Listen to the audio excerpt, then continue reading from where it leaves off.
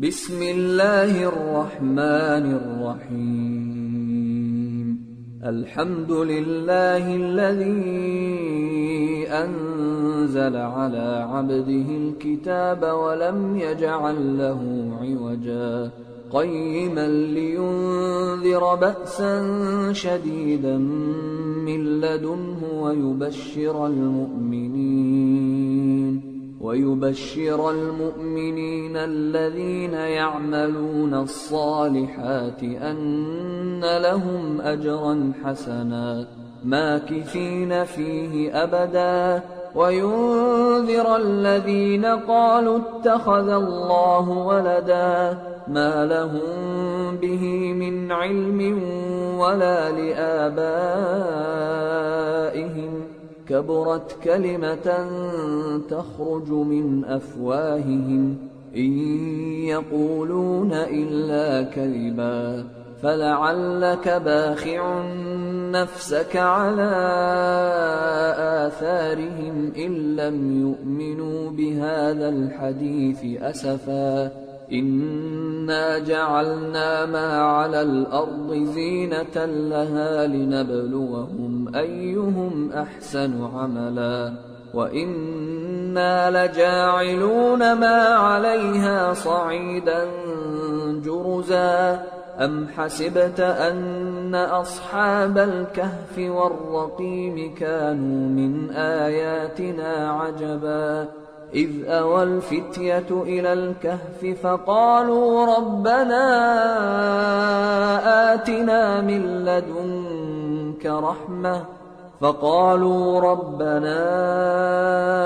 آتنا من لدنك رحمة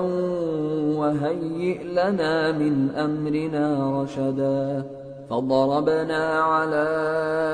آذانهم في الكهف سنين عددا ثم بعثناهم لنعلم أي الحزبين أحصى لما لبثوا أمدا نحن نقص عليك نبأهم بالحق إنهم فتية آمنوا بربهم وزدناهم هدى وربطنا على قلوبهم إذ قاموا فقالوا ربنا رب السماوات والأرض لن ندعو من دونه إلها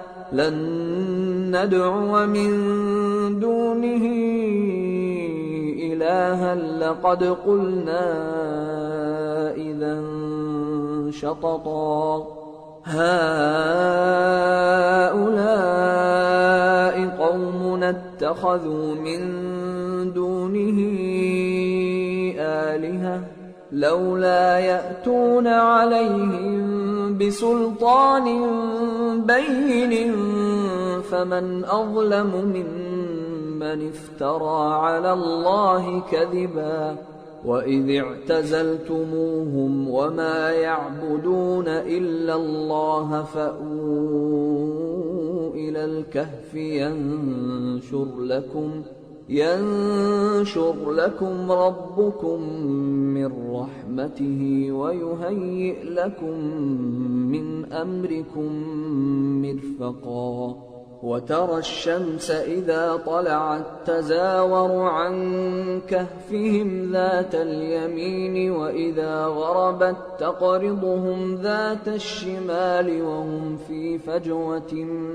منه ذلك من آيات الله من يهد الله فهو المهتد ومن يضلل فلن تجد له وليا مرشدا وتحسبهم أيقاظا وهم رقود ونقلبهم ذات اليمين وذات الشمال وكلبهم باسط ذراعيه بالوصيد لو اطلعت عليهم لوليت منهم فرارا ولملئت منهم رعبا وكذلك بعثناهم ليتساءلوا بينهم قال قائل منهم كم لبثتم قالوا لبثنا يوما أو بعض يوم قالوا ربكم أعلم بما لبثتم فابعثوا أحدكم بورقكم هذه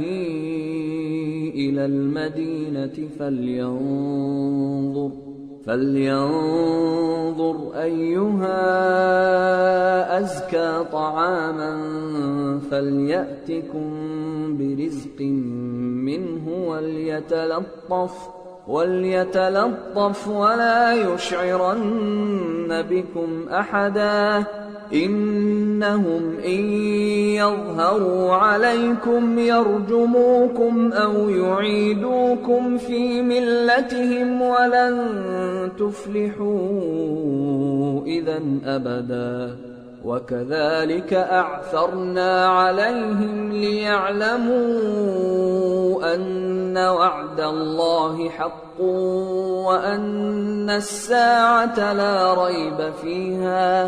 وأن الساعة لا ريب فيها إذ يتنازعون بينهم أمرهم فقالوا ابنوا عليهم بنيانا ربهم أعلم بهم قال الذين غلبوا على أمرهم لنتخذن عليهم مسجدا سيقولون 3 رابعهم كلبهم ويقولون 5 سادسهم كلبهم رجما بالغيب ويقولون 7 وثامنهم كلبهم قل ربي أعلم بعدتهم ما يعلمهم إلا قليل فلا تمار فيهم إلا مراء ظاهرا ولا تستفت فيهم منهم أحدا ولا تقولن لشيء إني فاعل ذلك غدا إلا أن يشاء الله واذكر ربك إذا نسيت وقل عسى أن يهديني ربي لأقرب من هذا رشدا ولبثوا في كهفهم 300 سنين وازدادوا 9 قل الله أعلم بما لبثوا له غيب السماوات والأرض أبصر به وأسمع ما لهم من دونه من ولي ولا يشرك في حكمه أحدا واتل ما أوحي إليك من كتاب ربك لا مبدل لكلماته ولن تجد من دونه ملتحدا واصبر نفسك مع الذين يدعون ربهم بالغداة والعشي يريدون وجهه ولا تعد عيناك عنهم تريد زينة الحياة الدنيا ولا تطع من أغفلنا قلبه عن ذكرنا واتبع هواه وكان أمره فرطا وقل الحق من ربكم فمن شاء فليؤمن ومن شاء فليكفر إنا أعتدنا للظالمين نارا أحاط بهم سرادقها وإن يستغيثوا يغاثوا بماء كالمهل يشوي الوجوه بئس الشراب وساءت مرتفقا إن الذين آمنوا وعملوا الصالحات إن إنا لا نضيع أجر من أحسن عملا أولئك لهم جنات عدن تجري من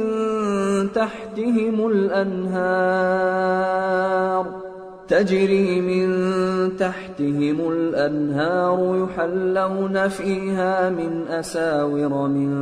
ذهب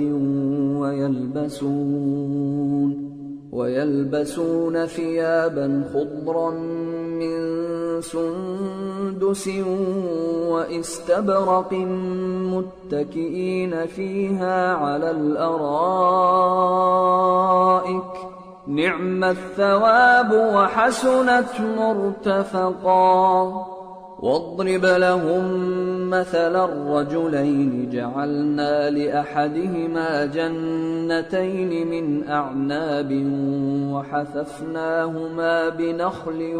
وجعلنا بينهما زرعا كلتا الجنتين آتت أكلها ولم تظلم منه شيئا وفجرنا خلالهما نهرا وكان له ثمر فقال لصاحبه وهو يحاوره أنا أكثر منك مالا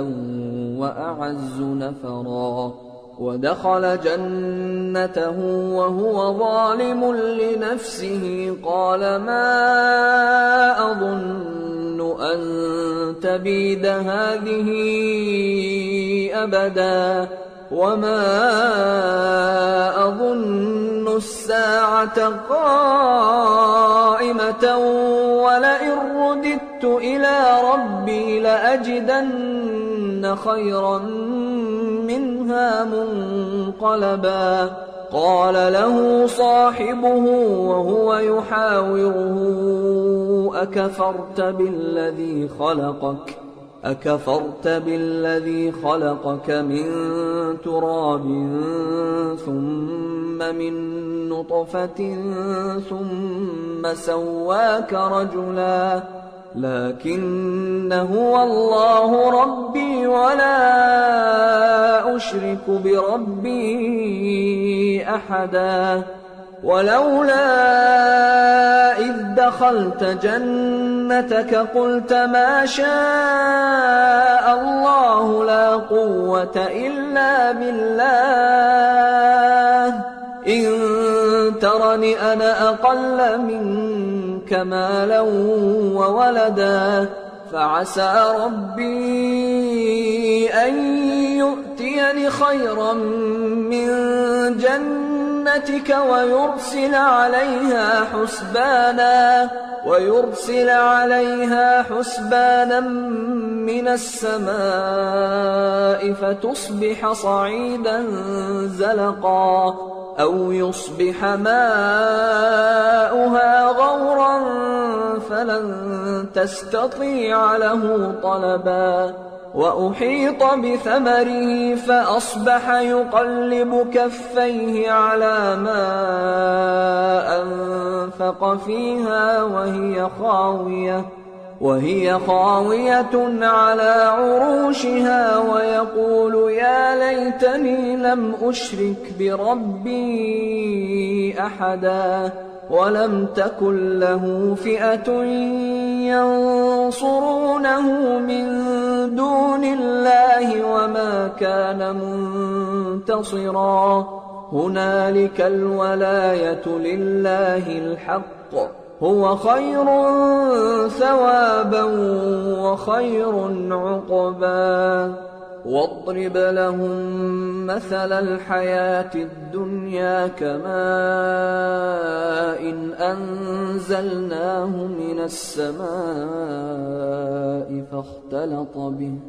فاختلط به نبات الأرض فأصبح هشيما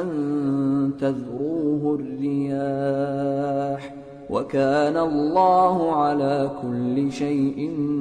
مقتدرا المال والبنون زينة الحياة الدنيا والباقيات الصالحات خير عند ربك ثوابا وخير أملا ويوم نسير الجبال وترى الأرض بارزة وحشرناهم فلم نغادر منهم أحدا وعرضوا على ربك صفا لقد جئتمونا كما خلقناكم أول مرة بل زعمتم أن لن نجعل لكم موعدا ووضع الكتاب فترى المجرمين مشفقين مما فيه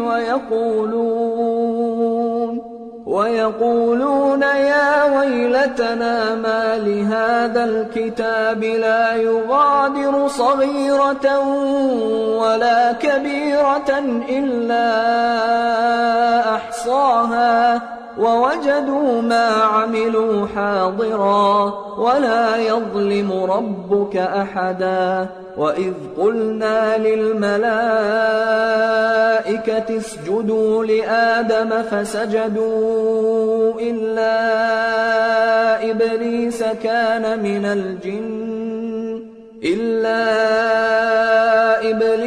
كان من الجن ففسق عن أمر ربه أفتتخذونه وذريته أولياء من دوني وهم لكم عدو بئس للظالمين بدلا ما أشهدتهم خلق السماوات والأرض ولا خلق أنفسهم وما كنت متخذ المضلين عضدا ويوم يقول نادوا شركائي الذين زعمتم فدعوهم فلم يستجيبوا لهم وجعلنا بينهم موبقا ورأى المجرمون النار فظنوا أنهم مواقعوها ولم يجدوا عنها مصرفا ولقد صرفنا في هذا القرآن للناس من كل مثل وكان الإنسان أكثر شيء جدلا وما منع الناس أن يؤمنوا إذ جاءهم الهدى ويستغفروا ربهم إلا أن تأتيهم سنة الأولين أو يأتيهم العذاب قبلا وما نرسل المرسلين إلا مبشرين ومنذرين ويجادل الذين كفروا بالباطل ليدحضوا به الحق واتخذوا آياتي وما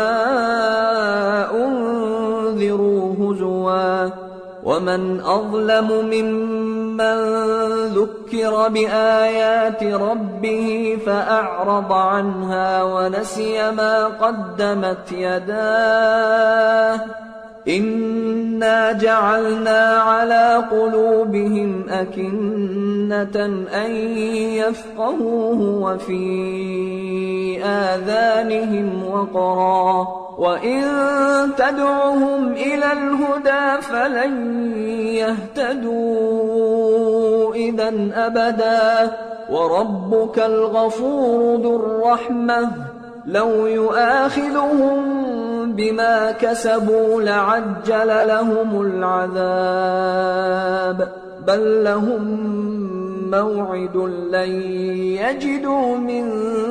دونه موئلا وتلك القرى أهلكناهم لما ظلموا وجعلنا لمهلكهم موعدا وإذ قال موسى لفتاه لا أبرح حتى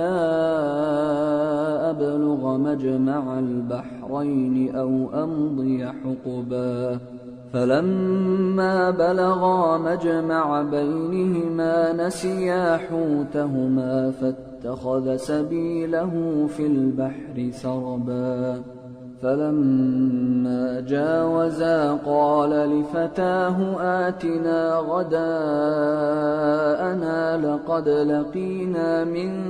سفرنا هذا نصبا قال أرأيت إذ أوينا إلى الصخرة فإني نسيت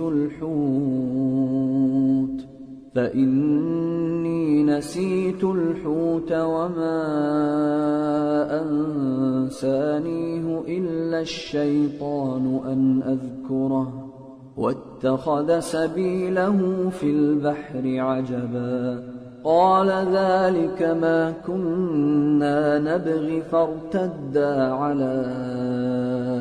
آثارهما قصصا فوجدا عبدا من عبادنا آتيناه رحمة من عندنا وعلمناه من لدنا علما قال له موسى هل أتبعك على أن تعلمني مما علمت رشدا قال إنك لن تستطيع معي صبرا وكيف تصبر على ما لم تحط به خبرا قال ستجدني إن شاء الله صابرا ولا أعصي لك أمرا قال فإن اتبعتني فلا تسألني عن شيء حتى أحدث لك منه ذكرا فانطلقا حتى إذا ركبا في السفينة خرقها قال أخرقتها لتغرق أهلها لقد جئت شيئا إمرا قال ألم أقل إنك لن تستطيع معي صبرا قال لا تؤاخذني بما نسيت ولا ترهقني من أمري عسرا فانطلقا حتى إذا لقيا غلاما فقتله قال أقتلت نفسا زكية بغير نفس قال أقتلت نفسا زكية بغير نفس لقد جئت شيئا نكرا قال ألم أقل لك إنك لن تستطيع معي صبرا قال إن سألتك عن شيء بعدها فلا تصاحبني قد بلغت من لدني عذرا فانطلقا حتى إذا أتيا أهل قرية استطعما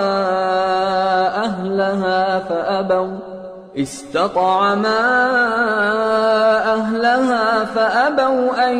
يضيفوهما فوجدا فيها جدارا يريد أن ينقض فأقامه قال لو شئت لاتخذت عليه أجرا قال هذا فراق بيني وبينك سأنبئك بتأويل ما لم تستطع عليه صبرا أما السفينة فكانت لمساكين يعملون في البحر فأردت أن أعيبها وكان وراءهم ملك يأخذ كل سفينة غصبا وأما الغلام فكان أبواه مؤمنين فخشينا أن يرهقهما طغيانا وكفرا فأردنا أن يبدلهما ربهما خيرا منه زكاة وأقرب رحما. وأما الجدار فكان لغلامين يتيمين في المدينة وكان تحته كنز لهما وكان أبوهما صالحا فأراد ربك أن يبلغا أشدهما ويستخرجا كنزهما رحمة من ربك وما فعلته عن أمري ذلك تأويل ما لم تسطع عليه صبرا. ويسألونك عن ذي القرنين قل سأتلو عليكم منه ذكرا. إنا مكنا له في الأرض وآتيناه من كل شيء سببا فأتبع سببا حتى إذا بلغ مغرب الشمس وجدها تغرب في عين حمئة ووجد عندها قوما قلنا يا ذا القرنين إما أن تعذب وإما أن تتخذ فيهم حسنا. قال أما من ظلم فسوف نعذبه ثم يرد إلى ربه فيعذبه عذابا نكرا. وأما من آمن وعمل صالحا فله جزاء الحسنى وسنقول له من أمرنا يسرا. ثم أتبع سببا حتى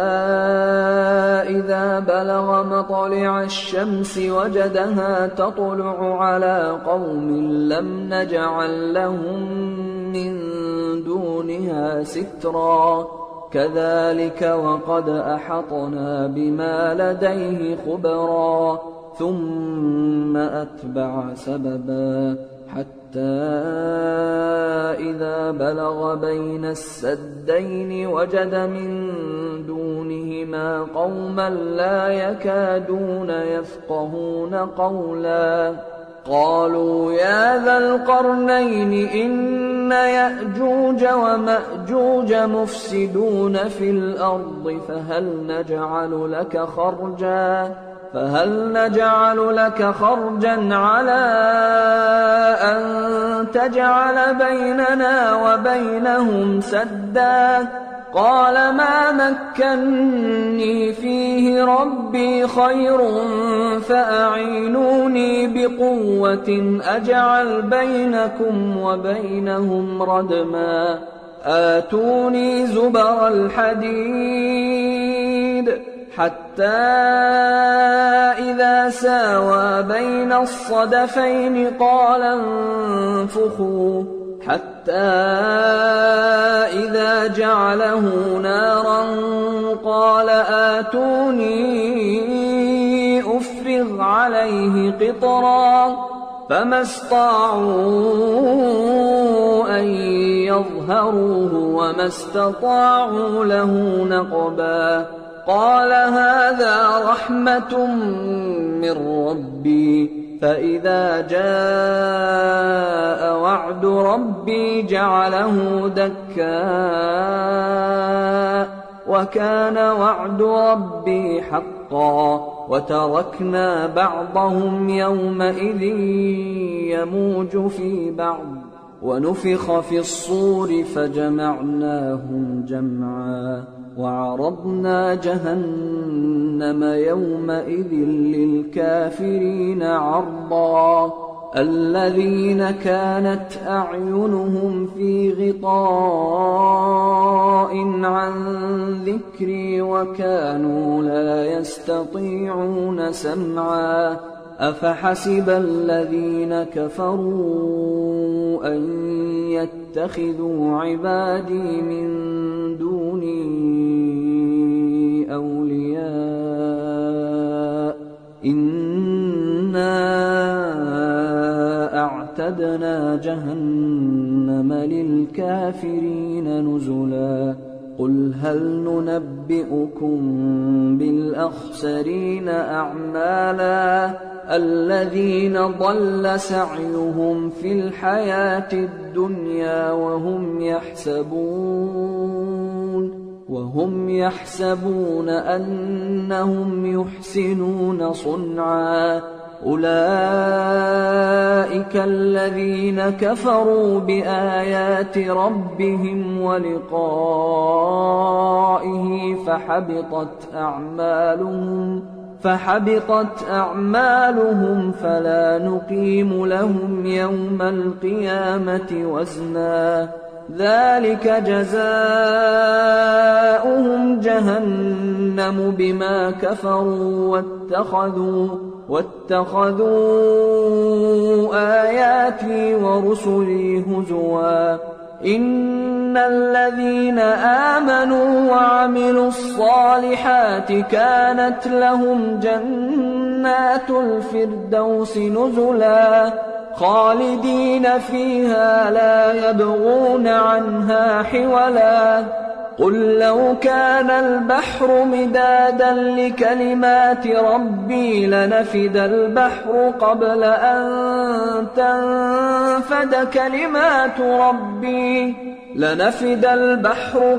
أن تنفد كلمات ربي ولو جئنا بمثله مددا قل إنما أنا بشر مثلكم يوحى إلي أنما إلهكم إله واحد فمن كان يرجو لقاء ربه فليعمل عملا صالحا ولا يشرك بعبادة ربه أحدا بسم الله الرحمن الرحيم الحمد لله الذي أنزل على عبده الكتاب ولم يجعل له عوجا قيما لينذر بأسا شديدا من لدنه ويبشر المؤمنين الذين يعملون الصالحات أن لهم أجرا حسنا ماكثين فيه أبدا وينذر الذين قالوا اتخذ الله ولدا ما لهم به من علم ولا لآبائهم كبرت كلمة تخرج من أفواههم إن يقولون إلا كذبا فلعلك باخع نفسك على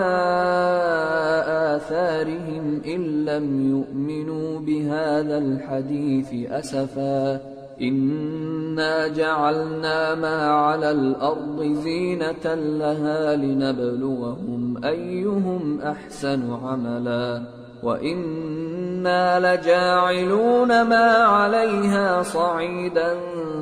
جرزا أم حسبت أن أصحاب الكهف والرقيم كانوا من آياتنا عجبا إذ أوى الفتية إلى الكهف فقالوا ربنا آتنا من لدنك لدنك رحمة فقالوا ربنا آتنا من لدنك رحمة وهيئ لنا من أمرنا رشدا فضربنا على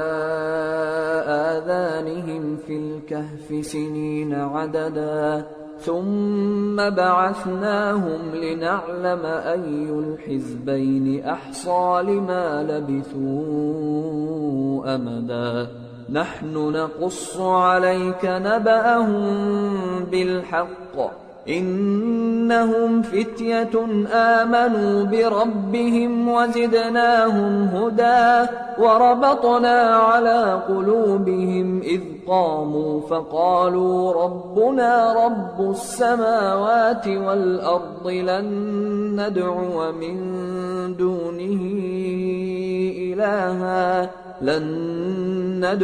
من دونه إلها لقد قلنا إذا شططا هؤلاء قومنا اتخذوا من دونه آلهة لولا يأتون عليهم بسلطان بين فمن أظلم ممن افترى على الله كذبا وإذ اعتزلتموهم وما يعبدون إلا الله فأووا إلى الكهف ينشر لكم ربكم من رحمته ويهيئ لكم من أمركم مرفقا وترى الشمس إذا طلعت تزاور عن كهفهم ذات اليمين وإذا غربت تقرضهم ذات الشمال وهم في فجوة منه ذلك من آيات الله من يهد الله فهو المهتد ومن يضلل فلن تجد له وليا مرشدا وتحسبهم أيقاظا وهم رقود ونقلبهم ذات اليمين وذات الشمال وكلبهم باسط ذراعيه بالوصيد لو اطلعت عليهم لوليت منهم فرارا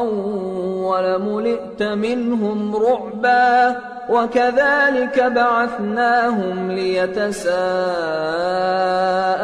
بينهم قال قائل منهم كم لبثتم قالوا لبثنا يوما أو بعض يوم قالوا ربكم أعلم بما لبثتم فابعثوا أحدكم بورقكم هذه إلى المدينة فلينظر أيها أزكى طعاما فليأتكم برزق منه وليتلطف ولا يشعرن بكم أحدا إنهم إن يظهروا عليكم يرجموكم أو يعيدوكم في ملتهم ولن تفلحوا إذا أبدا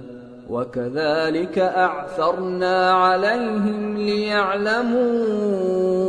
أن وعد الله حق وأن الساعة لا ريب فيها إذ يتنازعون بينهم أمرهم فقالوا بنوا عليهم بنيانا ربهم أعلم بهم قال الذين غلبوا على أمرهم لنتخذن عليهم مسجدا سيقولون ثلاثة رابعهم كلبهم ويقولون خمسة سادسهم كلبهم رجما بالغيب ويقولون سبعة وثامنهم كلبهم قل ربي أعلم بعدتهم ما يعلمهم إلا قليل فلا تمار فيهم إلا مراء ظاهرا ولا تستفت فيهم منهم أحدا ولا تقولن لشيء إني فاعل ذلك غدا إلا أن يشاء الله واذكر ربك إذا نسيت وقل عسى أن يهديني ربي لأقرب من هذا رشدا ولبثوا في كهفهم 300 سنين وازدادوا 9 قل الله أعلم بما لبثوا له غيب السماوات والأرض أبصر به وأسمع ما لهم من دونه من ولي ولا يشرك في حكمه أحدا واتل ما أوحي إليك من كتاب ربك لا مبدل لكلماته ولن تجد من دونه ملتحدا واصبر نفسك مع الذين يدعون ربهم بالغداة والعشي يريدون وجهه ولا تعد عيناك عنهم تريد زينة الحياة الدنيا ولا تطع من أغفلنا قلبه عن ذكرنا واتبع هواه وكان أمره فرطا وقل الحق من ربكم فمن شاء فليؤمن ومن شاء فليكفر إنا أعتدنا للظالمين نارا أحاط بهم سرادقها وإن يستغيثوا يغاثوا بماء كالمهل يشوي الوجوه بئس الشراب وساءت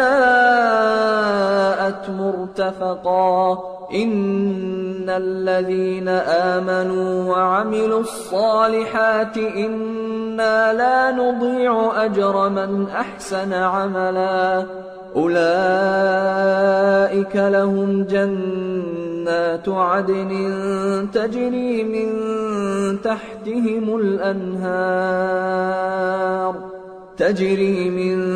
تحتهم الأنهار يحلون فيها من أساور من ذهب ويلبسون ثيابا خضرا من سندس وإستبرق متكئين فيها على الأرائك نعم الثواب وحسنت مرتفقا واضرب لهم مثلا الرجلين جعلنا لأحدهما جنتين من أعناب وحففناهما بنخل وجعلنا بينهما زرعا كلتا الجنتين آتت أكلها ولم تظلم منه شيئا وفجرنا خلالهما نهرا وكان له ثمر فقال لصاحبه وهو يحاوره أنا أكثر منك مالا وأعز نفرا ودخل جنته وهو ظالم لنفسه قال ما أظن أن تبيد هذه أبدا وما أظن الساعة قائمة ولئن رددت إلى ربي لأجدن خيرا منها منقلبا قال له صاحبه وهو يحاوره أكفرت بالذي خلقك من تراب ثم من نطفة ثم سواك رجلا لكن هو الله ربي ولا أشرك بربي أحدا ولولا إذ دخلت جنتك قلت ما شاء الله لا قوة إلا بالله إن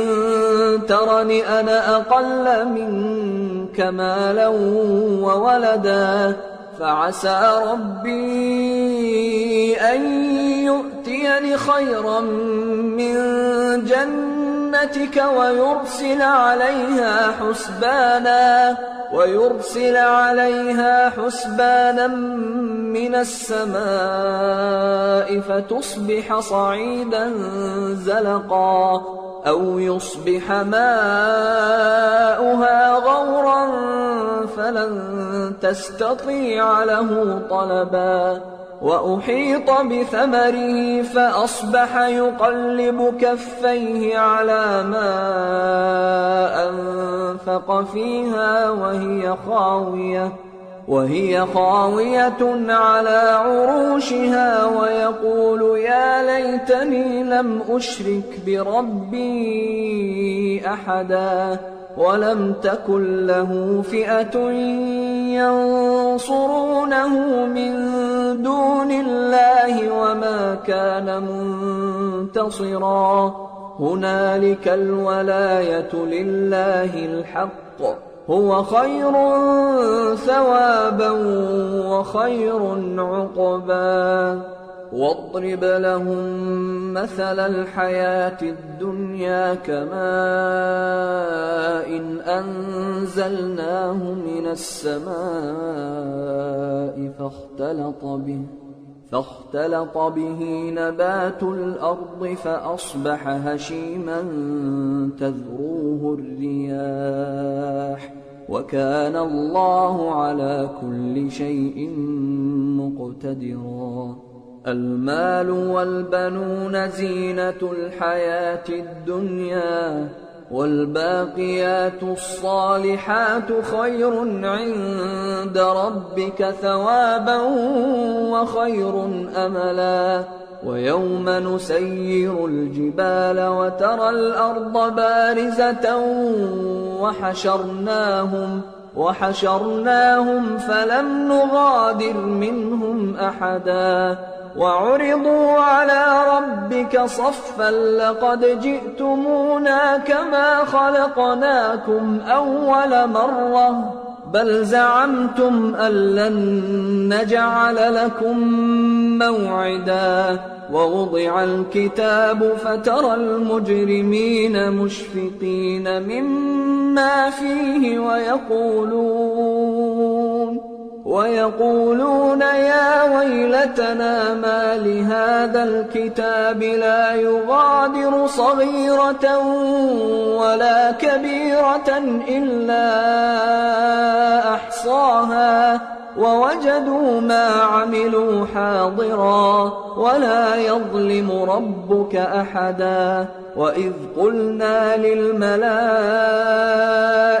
اسجدوا لآدم فسجدوا إلا إبليس كان من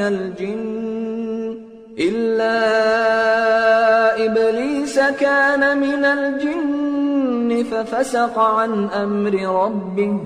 أفتتخذونه وذريته أولياء من دوني وهم لكم عدو بئس للظالمين بدلا ما أشهدتهم خلق السماوات والأرض ولا خلق أنفسهم وما كنت متخذ المضلين عضدا ويوم يقول نادوا شركائي الذين زعمتم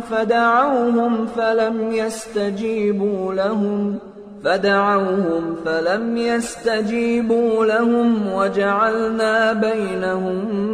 موبقا ورأى المجرمون النار فظنوا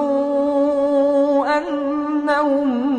مواقعوها ولم يجدوا عنها مصرفا ولقد صرفنا في هذا القرآن للناس من كل مثل وكان الإنسان أكثر شيء جدلا وما منع الناس أن يؤمنوا إذ جاءهم الهدى ويستغفروا ربهم إلا أن تأتيهم سنة الأولين أو يأتيهم العذاب قبلا وما نرسل المرسلين إلا مبشرين ومنذرين ويجادل الذين كفروا بالباطل ليدحضوا به الحق واتخذوا آياتي وما أنذروا هزوا ومن أظلم ممن ذكر بآيات ربه فأعرض عنها ونسي ما قدمت يداه إنا جعلنا على قلوبهم أكنة أن يفقهوه وفي آذانهم وقرا وإن تدعهم إلى الهدى فلن يهتدوا إذا أبدا وربك الغفور ذو الرحمة لو يؤاخذهم بما كسبوا لعجل لهم العذاب بل لهم موعد لن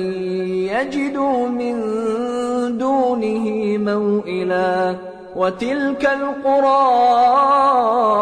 أهلكناهم لما ظلموا وجعلنا لمهلكهم موعدا وإذ قال موسى لفتاه لا أبرح حتى أبلغ مجمع البحرين أو أمضي حقبا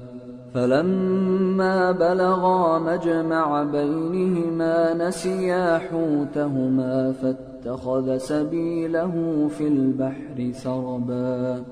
فلما جاوزا قال لفتاه آتنا غداءنا لقد لقينا من سفرنا هذا نصبا قال أرأيت إذ أوينا إلى الصخرة فإني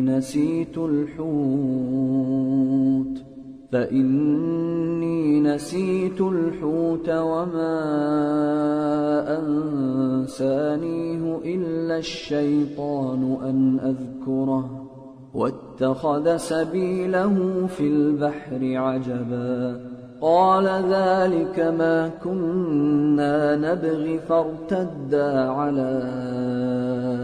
آثارهما قصصا فوجدا عبدا من عبادنا آتيناه رحمة من عندنا وعلمناه من لدنا علما قال له موسى هل أتبعك على أن تعلمني مما علمت رشدا قال إنك لن تستطيع معي صبرا وكيف تصبر على ما لم تحط به خبرا قال ستجدني إن شاء الله صابرا ولا أعصي لك أمرا قال فإن اتبعتني فلا تسألني عن شيء حتى أحدث لك منه ذكرا فانطلقا حتى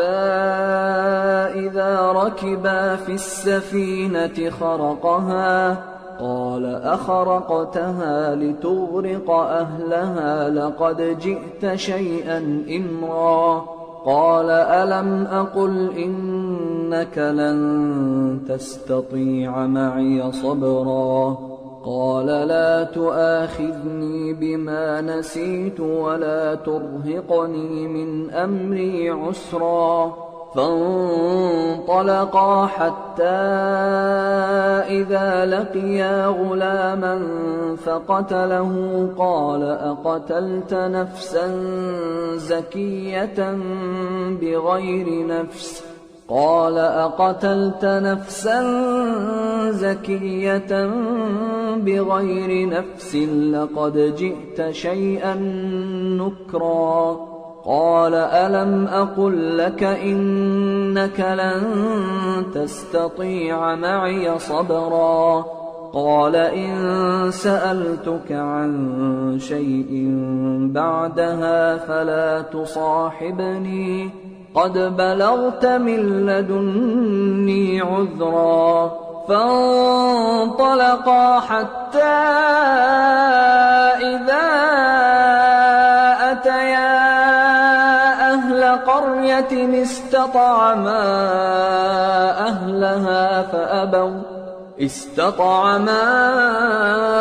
أهلها فأبوا أن يضيفوهما فوجدا فيها جدارا يريد أن ينقض فأقامه قال لو شئت لاتخذت عليه أجرا قال هذا فراق بيني وبينك سأنبئك بتأويل ما لم تستطع عليه صبرا أما السفينة فكانت لمساكين يعملون في البحر فأردت أن أعيبها وكان وراءهم ملك يأخذ كل سفينة غصبا وأما الغلام فكان أبواه مؤمنين فخشينا أن يرهقهما طغيانا وكفرا فأردنا أن يبدلهما ربهما خيرا منه زكاة وأقرب رحما وأما الجدار فكان لغلامين يتيمين في المدينة وكان تحته كنز لهما وكان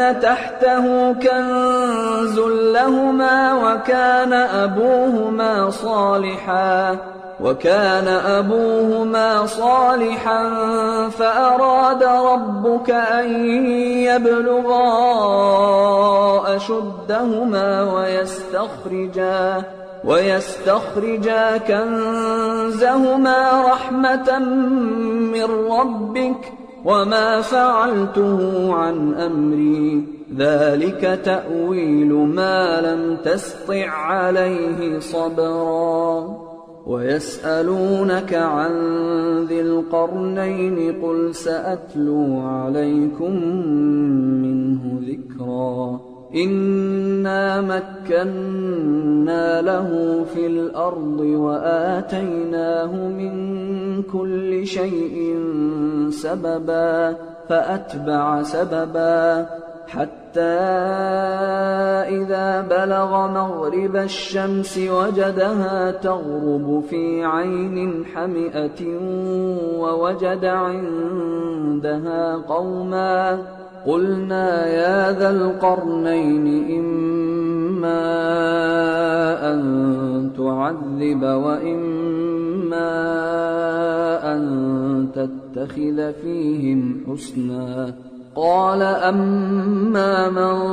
ظلم فسوف نعذبه ثم يرد إلى ربه فيعذبه عذابا نكرا.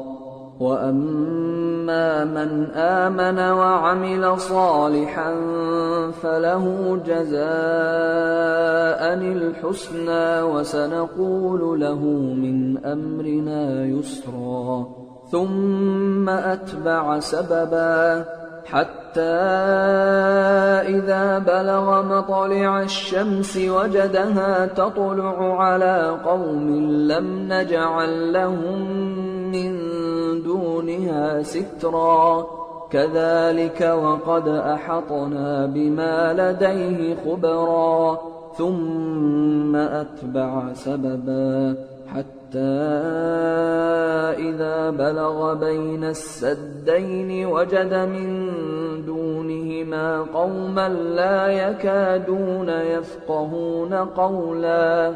قالوا يا ذا القرنين إن يأجوج ومأجوج مفسدون في الأرض فهل نجعل لك خرجا على أن تجعل بيننا وبينهم سدا. قال ما مكني فيه ربي خير فأعينوني بقوة أجعل بينكم وبينهم ردما. آتوني زبر الحديد حتى إذا ساوى بين الصدفين قال انفخوا حتى إذا جعله نارا قال آتوني أفرغ عليه قطرا. فما استطاعوا أن يظهروه وما استطاعوا له نقبا. قال هذا رحمة من ربي فإذا جاء وعد ربي جعله دكا وكان وعد ربي حقا. وتركنا بعضهم يومئذ يموج في بعض ونفخ في الصور فجمعناهم جمعا. وعرضنا جهنم يومئذ للكافرين عرضا. الذين كانت أعينهم في غطاء عن ذكري وكانوا لا يستطيعون سمعا. أفحسب الذين كفروا أن يتخذوا عبادي من دوني أولياء إنا أعتدنا جهنم للكافرين نزلا. قل هل ننبئكم بالأخسرين أعمالا الذين ضل سعيهم في الحياة الدنيا وهم يحسبون أنهم يحسنون صنعا. أولئك الذين كفروا بآيات ربهم ولقائه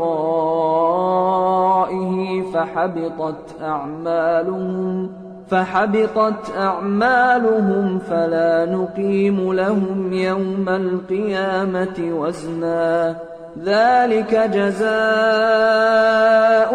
جهنم بما كفروا واتخذوا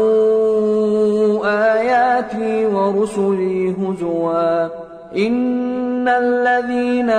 آمنوا وعملوا الصالحات كانت لهم جنات الفردوس نزلا. خالدين فيها لا يبغون عنها حولا قل لو كان البحر مدادا لكلمات ربي لنفد البحر قبل أن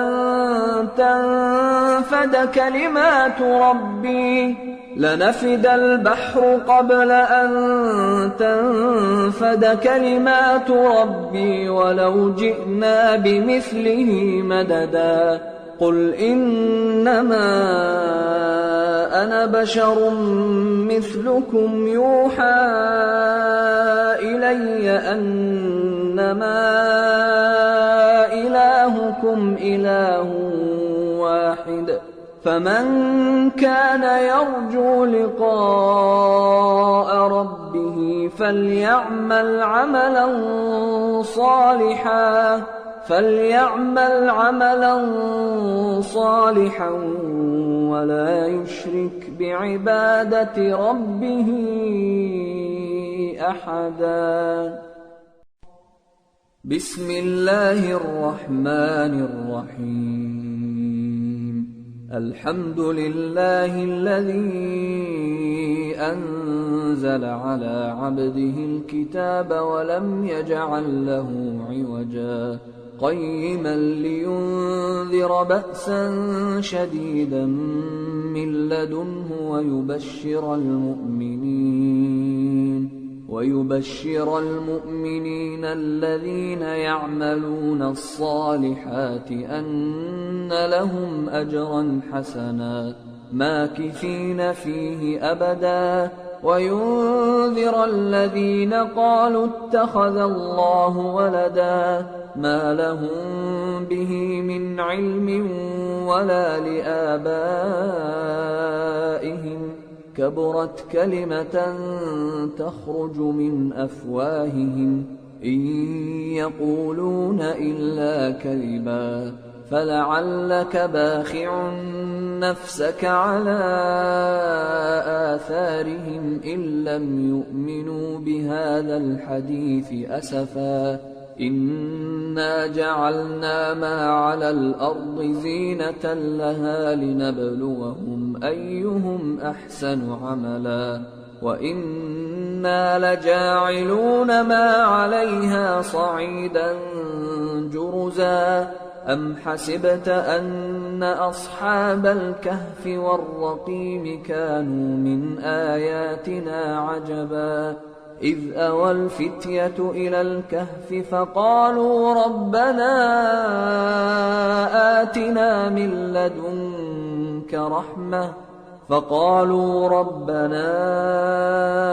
آتنا من لدنك رحمة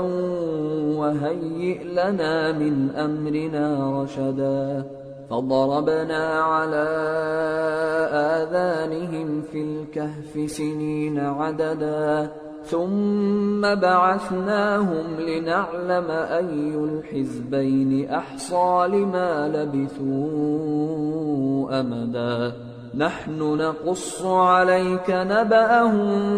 بالحق إنهم فتية آمنوا بربهم وزدناهم هدى وربطنا على قلوبهم إذ قاموا فقالوا ربنا رب السماوات والأرض لن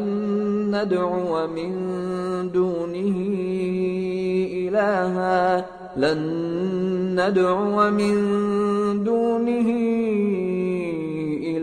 لقد قلنا إذا شططا هؤلاء قومنا اتخذوا من دونه آلهة لولا يأتون عليهم بسلطان بين فمن أظلم ممن افترى على الله كذبا وإذ اعتزلتموهم وما يعبدون إلا الله فأووا إلى الكهف ينشر لكم ربكم من رحمته ويهيئ لكم من أمركم مرفقا وترى الشمس إذا طلعت تزاور عن كهفهم ذات اليمين وإذا غربت تقرضهم ذات الشمال وهم في فجوة منه ذلك من آيات الله من يهد الله فهو المهتد ومن يضلل فلن تجد له وليا مرشدا وتحسبهم أيقاظا وهم رقود ونقلبهم ذات اليمين وذات الشمال وكلبهم باسط ذراعيه بالوصيد لو اطلعت عليهم لوليت منهم فرارا ولملئت منهم رعبا وكذلك بعثناهم ليتساءلوا بينهم قال قائل منهم كم لبثتم قالوا لبثنا يوما أو بعض يوم قالوا ربكم أعلم بما لبثتم فابعثوا أحدكم بورقكم هذه إلى المدينة فلينظر أيها أزكى طعاما فليأتكم برزق منه وليتلطف ولا يشعرن بكم أحدا إنهم إن يظهروا عليكم يرجموكم أو يعيدوكم في ملتهم ولن تفلحوا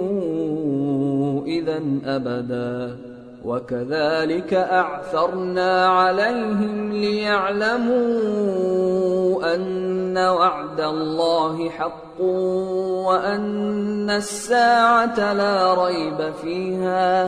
وأن الساعة لا ريب فيها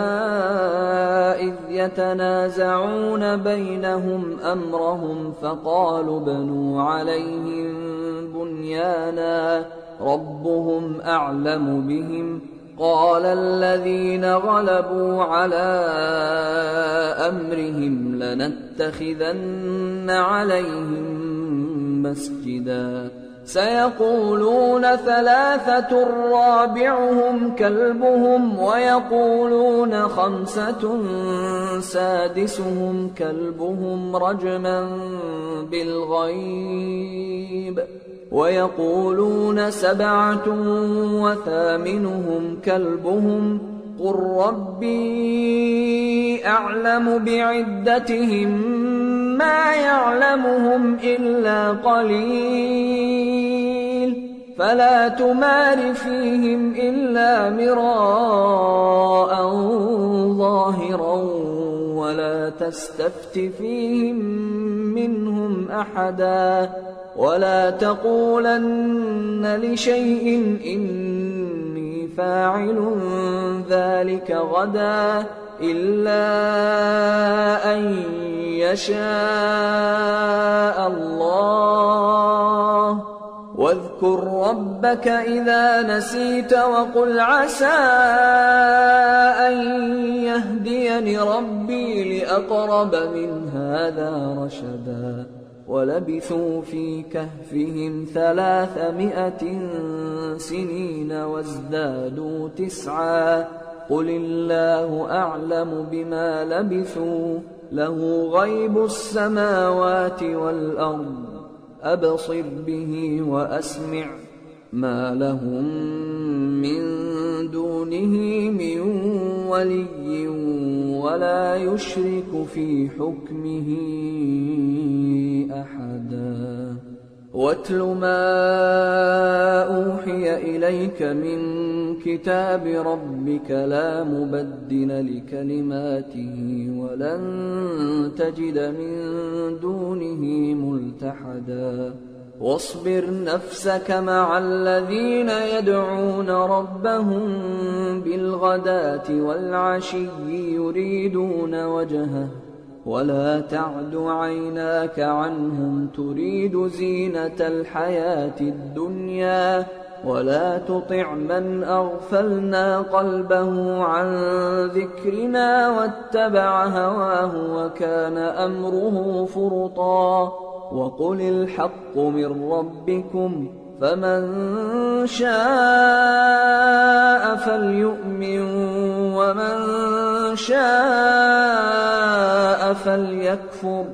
إنا أعتدنا للظالمين نارا أحاط بهم سرادقها وإن يستغيثوا يغاثوا بماء كالمهل يشوي الوجوه بئس الشراب وساءت مرتفقا إن الذين آمنوا وعملوا الصالحات إنا لا نضيع أجر من أحسن عملا أولئك لهم جنات عدن تجري من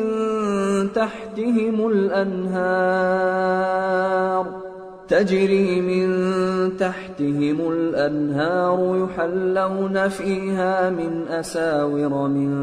ذهب ويلبسون ثيابا خضرا من سندس واستبرق متكئين فيها على الأرائك نعم الثواب وحسنت مرتفقا واضرب لهم مثلا الرجلين جعلنا لأحدهما جنتين من أعناب وحففناهما بنخل وجعلنا بينهما زرعا كلتا الجنتين آتت أكلها ولم تظلم منه شيئا وفجرنا خلالهما نهرا وكان له ثمر فقال لصاحبه وهو يحاوره أنا أكثر منك مالا وأعز نفرا ودخل جنته وهو ظالم لنفسه قال ما أظن أن تبيد هذه أبدا وما أظن الساعة قائمة ولئن رددت إلى ربي لأجدن خيرا منها منقلبا قال له صاحبه وهو يحاوره أكفرت بالذي خلقك من تراب ثم من نطفة ثم سواك رجلا لكن هو الله ربي ولا أشرك بربي أحدا ولولا إذ دخلت جنتك قلت ما شاء الله لا قوة إلا بالله إن ترني أنا أقل منك مالا وولدا فعسى ربي أن يؤتيني خيرا من جنتك ويرسل عليها حسبانا من السماء فتصبح صعيدا زلقا أو يصبح ماؤها غورا فلن تستطيع له طلبا وأحيط بثمره فأصبح يقلب كفيه على ما أنفق فيها وهي خاوية على عروشها ويقول يا ليتني لم أشرك بربي أحدا ولم تكن له فئة ينصرونه من دون الله وما كان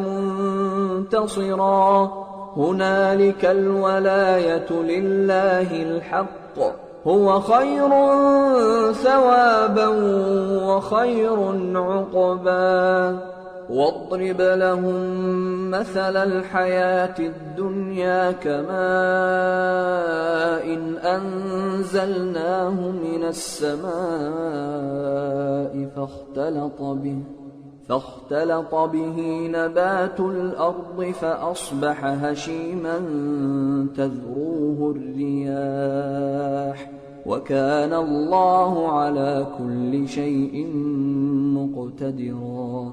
المال والبنون زينة الحياة الدنيا والباقيات الصالحات خير عند ربك ثوابا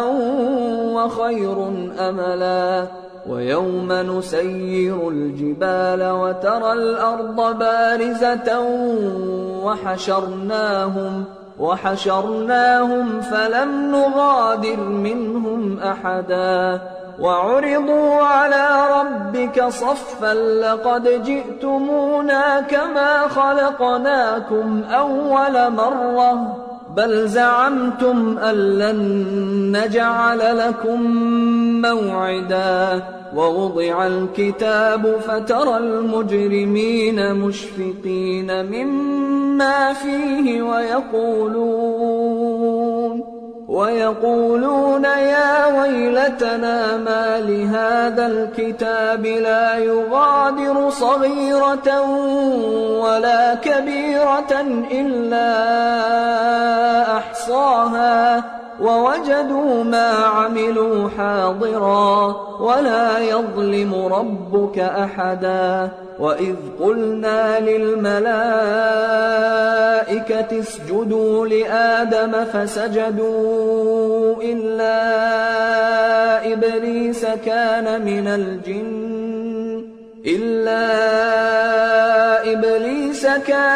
الجن ففسق عن أمر ربه أفتتخذونه وذريته أولياء من دوني وهم لكم عدو بئس للظالمين بدلا ما أشهدتهم خلق السماوات والأرض ولا خلق أنفسهم وما كنت متخذ المضلين عضدا ويوم يقول نادوا شركائي الذين زعمتم فدعوهم فلم يستجيبوا لهم وجعلنا بينهم موبقا ورأى المجرمون النار فظنوا أنهم مواقعوها ولم يجدوا عنها مصرفا ولقد صرفنا في هذا القرآن للناس من كل مثل وكان الإنسان أكثر شيء جدلا وما منع الناس أن يؤمنوا إذ جاءهم الهدى ويستغفروا ربهم إلا أن تأتيهم سنة الأولين أو يأتيهم العذاب قبلا وما نرسل المرسلين إلا مبشرين ومنذرين ويجادل الذين كفروا بالباطل ليدحضوا به الحق واتخذوا آياتي وما أنذروا هزوا ومن أظلم ممن ذكر بآيات ربه فأعرض عنها ونسي ما قدمت يداه إنا جعلنا على قلوبهم أكنة أن يفقهوه وفي آذانهم وقرا وإن تدعهم إلى الهدى فلن يهتدوا إذا أبدا وربك الغفور ذو الرحمة لو يؤاخذهم بما كسبوا لعجل لهم العذاب بل لهم موعد لن يجدوا من دونه موئلا وتلك القرى أهلكناهم لما ظلموا وجعلنا لمهلكهم موعدا وإذ قال موسى لفتاه لا أبرح حتى أبلغ مجمع البحرين أو أمضي حقبا فلما بلغا مجمع بينهما نسيا حوتهما فاتخذ سبيله في البحر سربا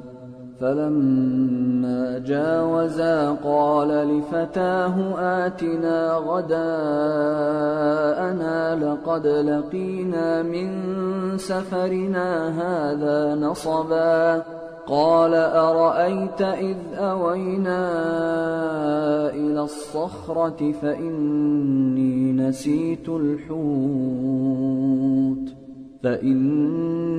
نسيت الحوت وما أنسانيه إلا الشيطان أن أذكره واتخذ سبيله في البحر عجبا قال ذلك ما كنا نبغي فارتدا على آثارهما قصصا فوجدا عبدا من عبادنا آتيناه رحمة من عندنا وعلمناه من لدنا علما قال له موسى هل أتبعك على أن تعلمني مما علمت رشدا قال إنك لن تستطيع معي صبرا وكيف تصبر على ما لم تحط به خبرا قال ستجدني إن شاء الله صابرا ولا أعصي لك أمرا قال فإن اتبعتني فلا تسألني عن شيء حتى أحدث لك منه ذكرا فانطلقا حتى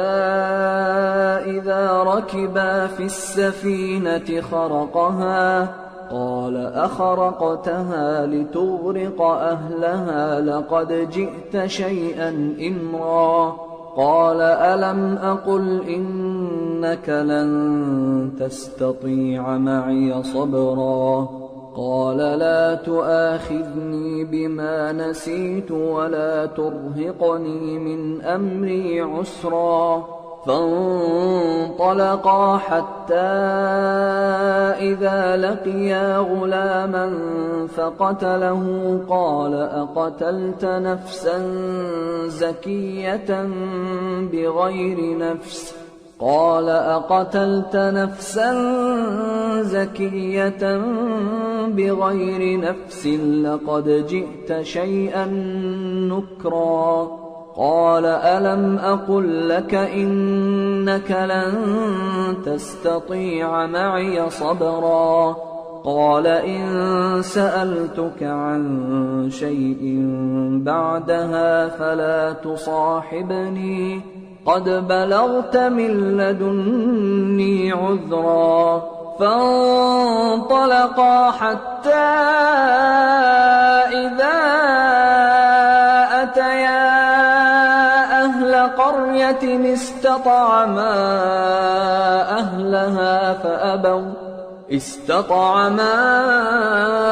أهلها فأبوا أن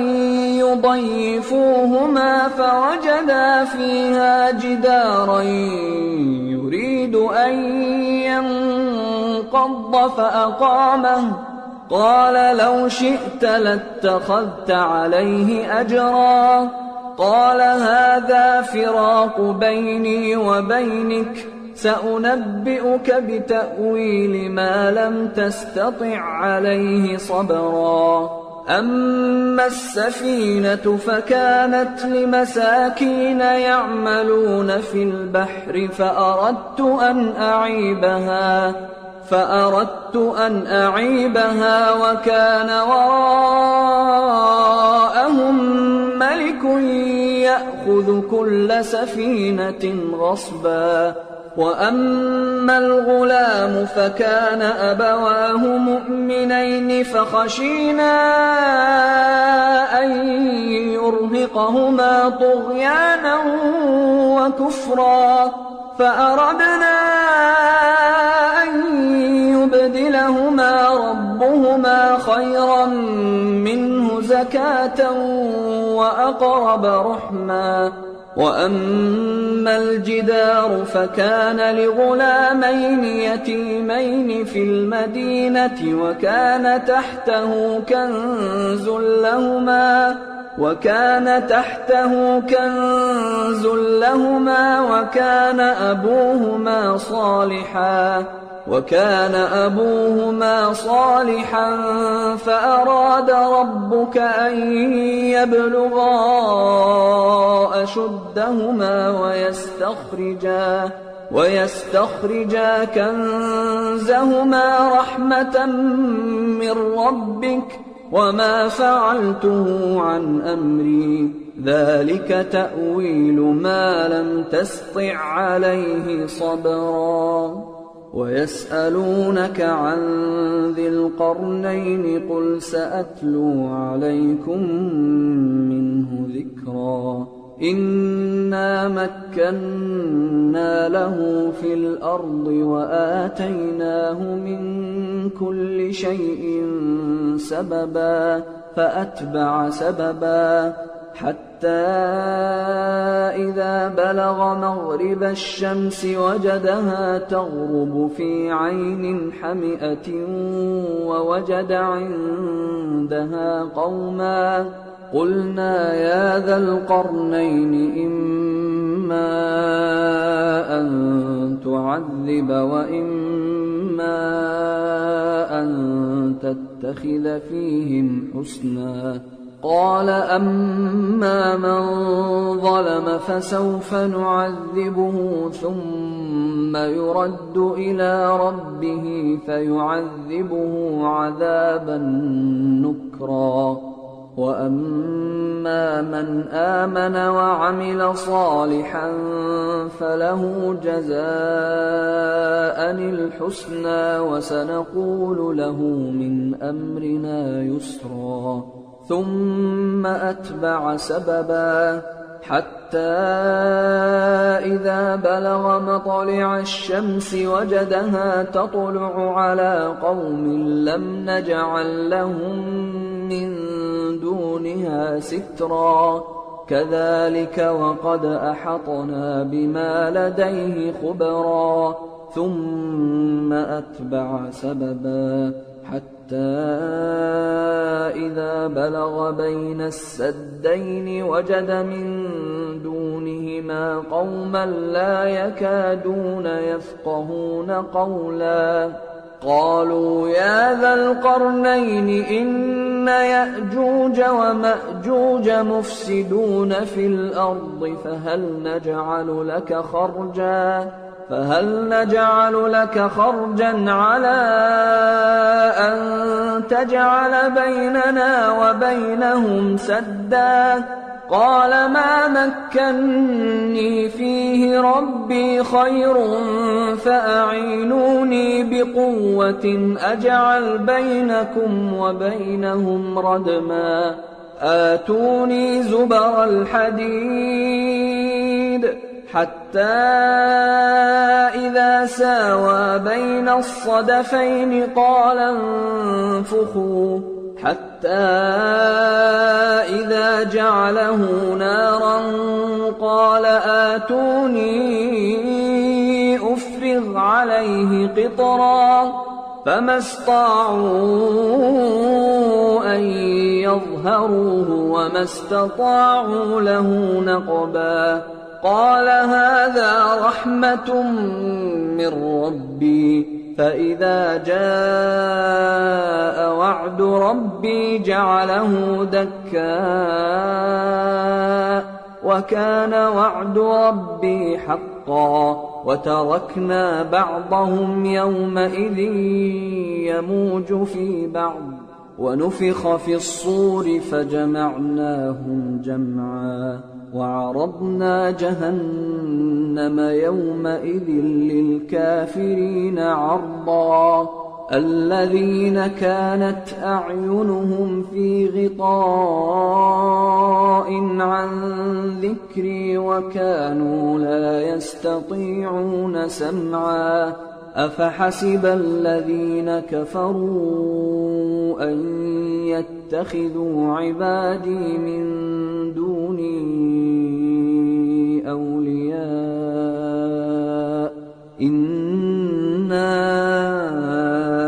أعتدنا جهنم للكافرين نزلا قل هل ننبئكم بالأخسرين أعمالا الذين ضل سعيهم في الحياة الدنيا وهم يحسبون أنهم يحسنون صنعا أولئك الذين كفروا بآيات ربهم ولقائه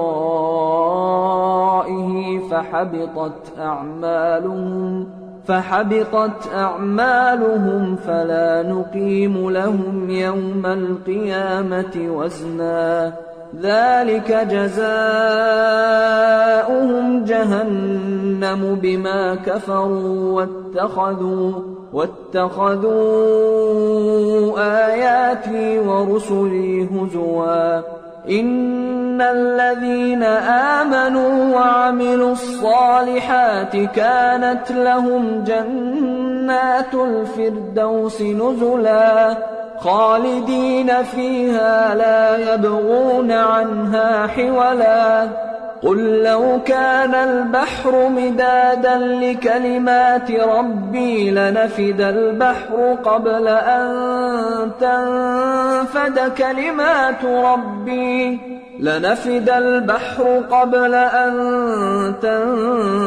كلمات ربي ولو جئنا بمثله مددا قل إنما أنا بشر مثلكم يوحى إلي أنما إلهكم إله واحد فمن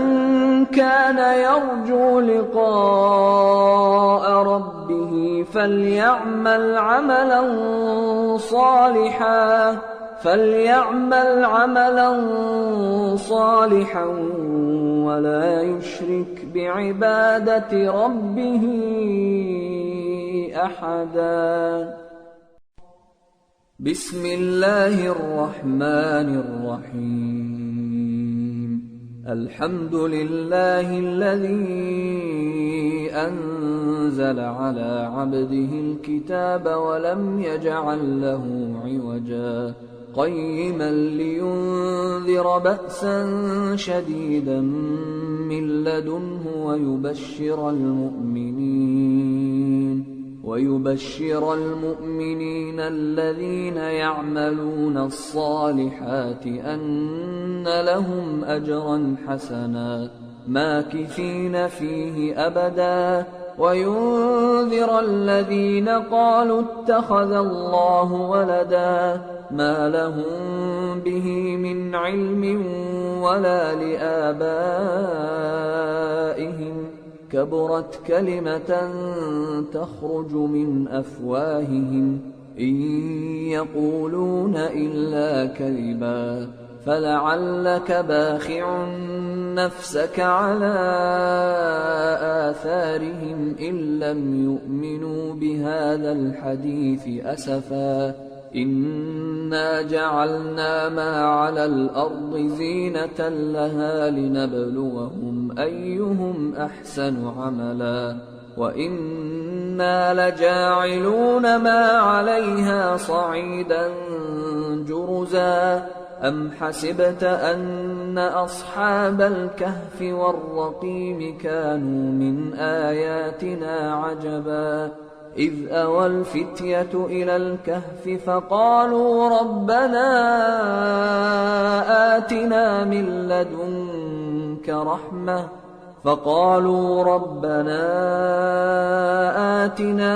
لدنك رحمة وهيئ لنا من أمرنا رشدا، فضربنا على آذانهم في الكهف سنين عددا، ثم بعثناهم لنعلم أي الحزبين أحصى لما لبثوا أمدا. نحن نقص عليك نبأهم بالحق، إنهم فتية آمنوا بربهم وزدناهم هدى، وربطنا على قلوبهم إذ قاموا فقالوا ربنا رب السماوات والأرض لن ندعو من دونه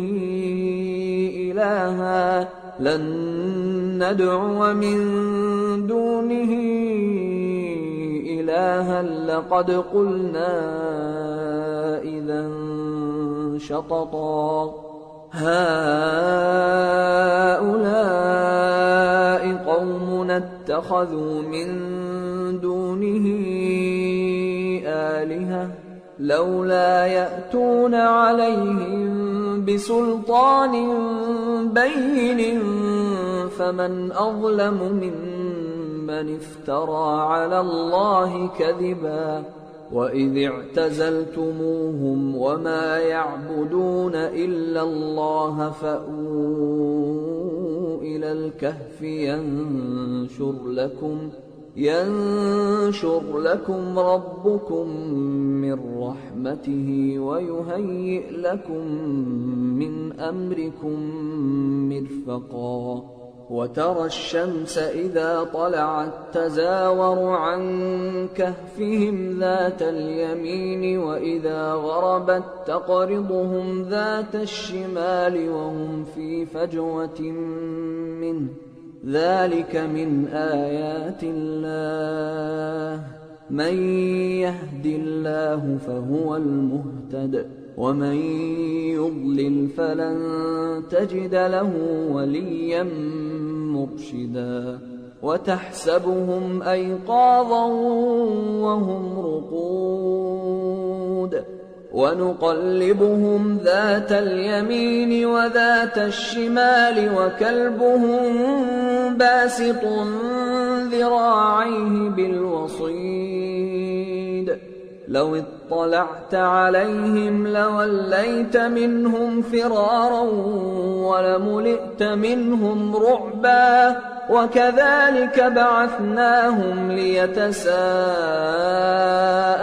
بينهم، قال قائل منهم كم لبثتم؟ قالوا لبثنا يوما أو بعض يوم، قالوا ربكم أعلم بما لبثتم فابعثوا أحدكم بورقكم هذه إلى المدينة فلينظر أيها أزكى طعاما فليأتكم برزق منه وليتلطف ولا يشعرن بكم أحدا إنهم إن يظهروا عليكم يرجموكم أو يعيدوكم في ملتهم ولن تفلحوا إذا أبدا وكذلك أعثرنا عليهم ليعلموا أن وعد الله حق وأن الساعة لا ريب فيها إذ يتنازعون بينهم أمرهم فقالوا ابنوا عليهم بنيانا ربهم أعلم بهم قال الذين غلبوا على أمرهم لنتخذن عليهم مسجدا سيقولون 3 رابعهم كلبهم ويقولون 5 سادسهم كلبهم رجما بالغيب ويقولون 7 وثامنهم كلبهم قل ربي أعلم بعدتهم ما يعلمهم إلا قليل فلا تمار فيهم إلا مراء ظاهرا ولا تستفت فيهم منهم أحدا ولا تقولن لشيء إني فاعل ذلك غدا إلا أن يشاء الله واذكر ربك إذا نسيت وقل عسى أن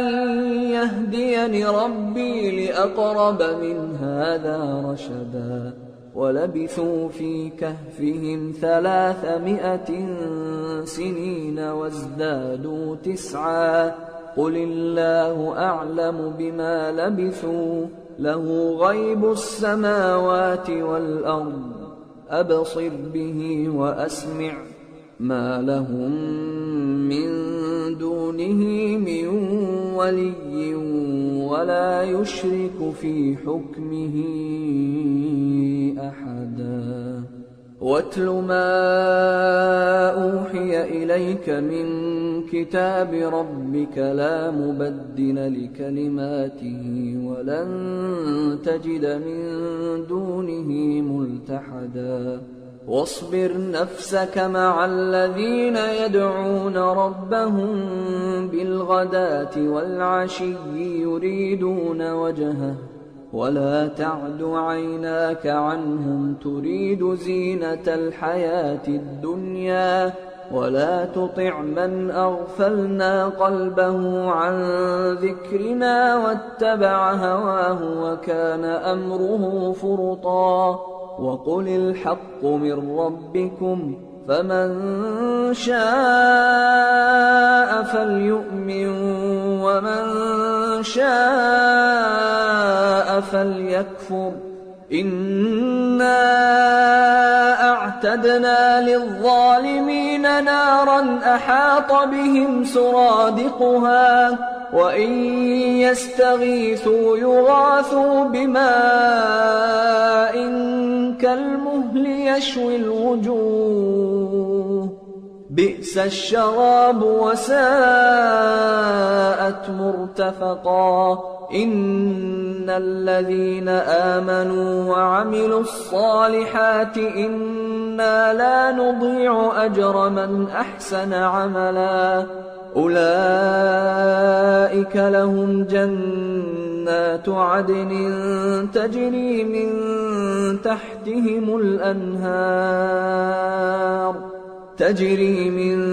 تحتهم الأنهار يحلون فيها من أساور من ذهب ويلبسون ثيابا خضرا من سندس واستبرق متكئين فيها على الأرائك نعم الثواب وحسنت مرتفقا. واضرب لهم مثلا الرجلين جعلنا لأحدهما جنتين من أعناب وحففناهما بنخل وجعلنا بينهما زرعا كلتا الجنتين آتت أكلها ولم تظلم منه شيئا وفجرنا خلالهما نهرا وكان له ثمر فقال لصاحبه وهو يحاوره أنا أكثر منك مالا وأعز نفرا. ودخل جنته وهو ظالم لنفسه قال ما أظن أن تبيد هذه أبدا وما أظن الساعة قائمة ولئن رددت إلى ربي لأجدن خيرا منها منقلبا. قال له صاحبه وهو يحاوره أكفرت بالذي خلقك من تراب ثم من نطفة ثم سواك رجلا لكن هو الله ربي ولا أشرك بربي أحدا. ولولا إذ دخلت جنتك قلت ما شاء الله لا قوة إلا بالله إن ترني أنا أقل منك مالا وولدا فعسى ربي أن يؤتيني خيرا من جنتك ويرسل عليها حسبانا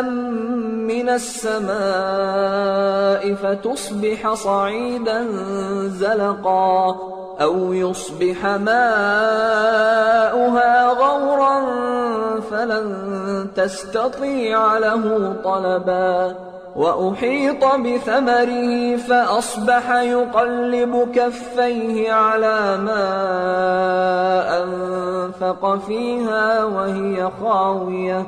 وهي خاوية على عروشها ويقول يا ليتني لم أشرك بربي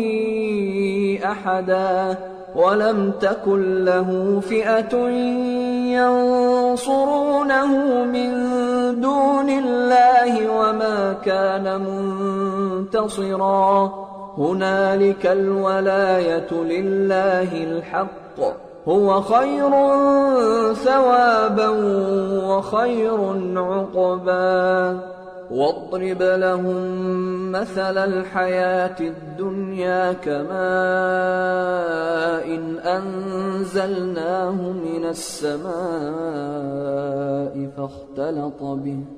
فاختلط به نبات الأرض فأصبح هشيما تذروه الرياح وكان الله على كل شيء مقتدرا. المال والبنون زينة الحياة الدنيا والباقيات الصالحات خير عند ربك ثوابا وخير أملا. ويوم نسير الجبال وترى الأرض بارزة وحشرناهم فلم نغادر منهم أحدا وعرضوا على ربك صفا لقد جئتمونا كما خلقناكم أول مرة بل زعمتم أن لن نجعل لكم موعدا ووضع الكتاب فترى المجرمين مشفقين مما فيه ويقولون يا ويلتنا ما لهذا الكتاب لا يغادر صغيرة ولا كبيرة إلا أحصاها ووجدوا ما عملوا حاضرا ولا يظلم ربك أحدا وإذ قلنا للملائكة اسجدوا لآدم فسجدوا إلا إبليس كان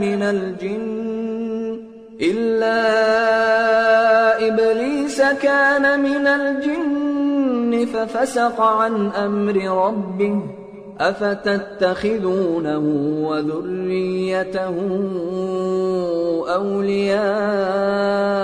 من دوني وهم لكم عدو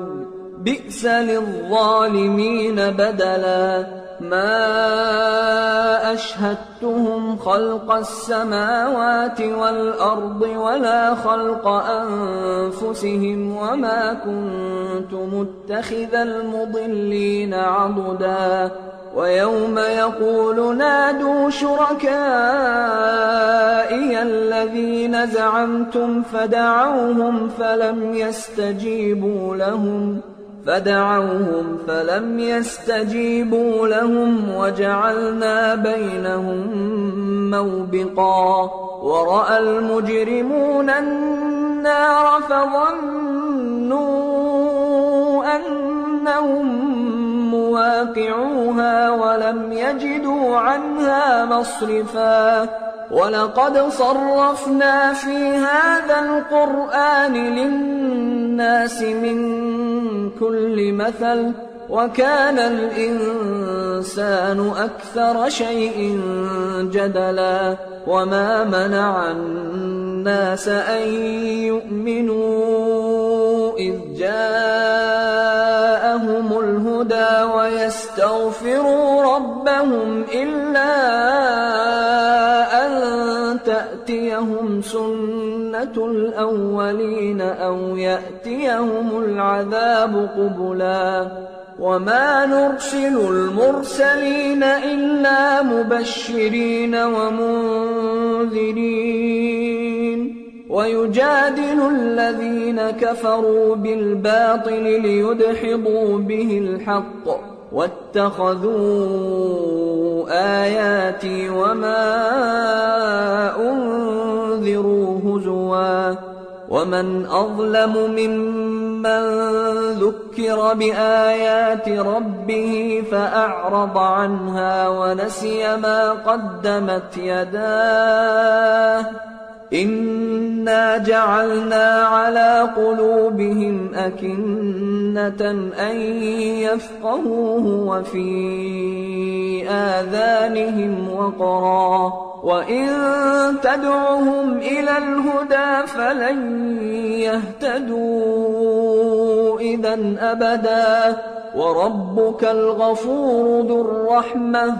لو يؤاخذهم بما كسبوا لعجل لهم العذاب بل لهم موعد لن يجدوا من دونه موئلا وتلك القرى أهلكناهم لما ظلموا وجعلنا لمهلكهم موعدا وإذ قال موسى لفتاه لا أبرح حتى أبلغ مجمع البحرين أو أمضي حقبا فلما بلغا مجمع بينهما نسيا حوتهما فاتخذ سبيله في البحر سربا فلما جاوزا قال لفتاه آتنا غداءنا لقد لقينا من سفرنا هذا نصبا قال أرأيت إذ أوينا إلى الصخرة فإني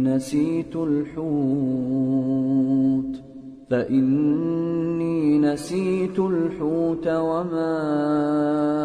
أنسانيه إلا الشيطان أن أذكره واتخذ سبيله في البحر عجبا قال ذلك ما كنا نبغي فارتدا على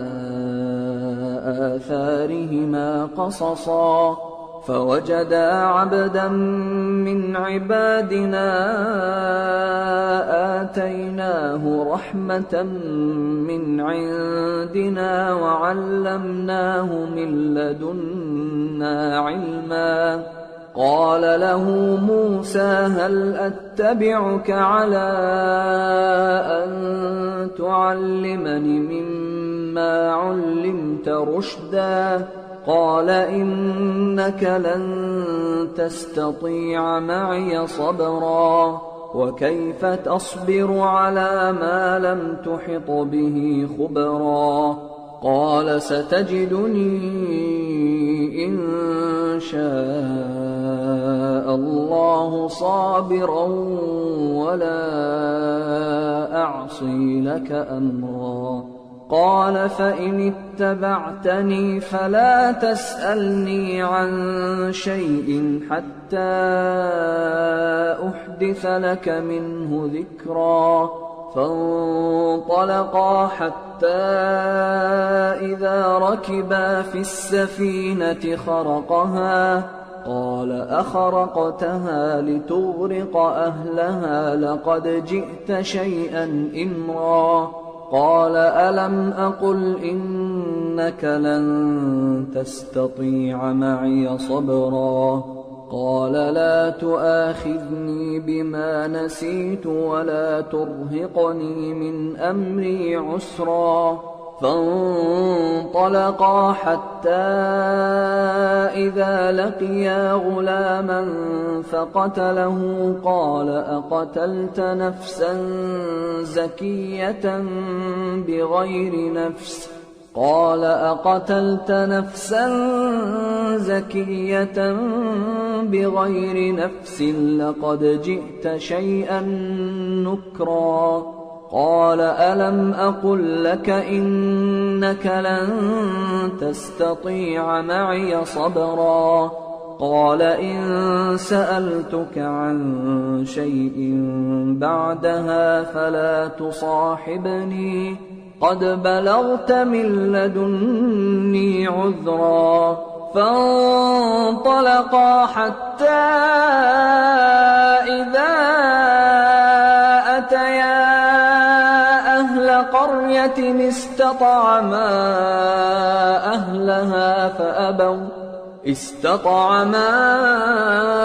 أهلها فأبوا أن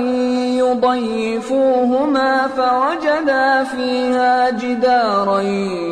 يريد أن ينقض فأقامه قال لو شئت لاتخذت عليه أجرا قال هذا فراق بيني وبينك سأنبئك بتأويل ما لم تستطع عليه صبرا أما السفينة فكانت لمساكين يعملون في البحر فأردت أن أعيبها وكان وراءهم ملك يأخذ كل سفينة غصبا وأما الغلام فكان أبواه مؤمنين فخشينا أن يرهقهما طغيانا وكفرا فأردنا أن يبدلهما ربهما خيرا منه زكاة وأقرب رحما وأما الجدار فكان لغلامين يتيمين في المدينة وكان تحته كنز لهما وكان تحته كنز لهما وكان أبوهما صالحا فأراد ربك أن يبلغا أشدهما ويستخرجا كنزهما رحمة من ربك وما فعلته عن أمري ذلك تأويل ما لم تسطع عليه صبرا ويسألونك عن ذي القرنين قل سأتلو عليكم منه ذكرا إنا مكنا له في الأرض وآتيناه من كل شيء سببا فأتبع سببا حتى إذا بلغ مغرب الشمس وجدها تغرب في عين حمئة ووجد عندها قوما قلنا يا ذا القرنين إما أن تعذب وإما أن تتخذ فيهم حسنا قال أما من ظلم فسوف نعذبه ثم يرد إلى ربه فيعذبه عذابا نكرا وأما من آمن وعمل صالحا فله جزاء الحسنى وسنقول له من أمرنا يسرا ثم أتبع سببا حتى إذا بلغ مطلع الشمس وجدها تطلع على قوم لم نجعل لهم من دونها سترا كذلك وقد أحطنا بما لديه خبرا ثم أتبع سببا حتى إذا بلغ بين السدين وجد من دونهما قوما لا يكادون يفقهون قولا قالوا يا ذا القرنين إن يأجوج ومأجوج مفسدون في الأرض فهل نجعل لك خرجا على أن تجعل بيننا وبينهم سدا قال ما مكني فيه ربي خير فأعينوني بقوة أجعل بينكم وبينهم ردما آتوني زبر الحديد حتى إذا ساوى بين الصدفين قال انفخوا حتى إذا جعله نارا قال آتوني أفرغ عليه قطرا فما استطاعوا أن يظهروه وما استطاعوا له نقبا قال هذا رحمة من ربي فإذا جاء وعد ربي جعله دكا وكان وعد ربي حقا وتركنا بعضهم يومئذ يموج في بعض ونفخ في الصور فجمعناهم جمعا وعرضنا جهنم يومئذ للكافرين عرضا الذين كانت أعينهم في غطاء عن ذكري وكانوا لا يستطيعون سمعا أفحسب الذين كفروا أن يتخذوا عبادي من دوني أولياء إنا أعتدنا جهنم للكافرين نزلا نزلا قل هل ننبئكم بالأخسرين أعمالا الذين ضل سعيهم في الحياة الدنيا وهم يحسبون أنهم يحسنون صنعا أولئك الذين كفروا بآيات ربهم ولقائه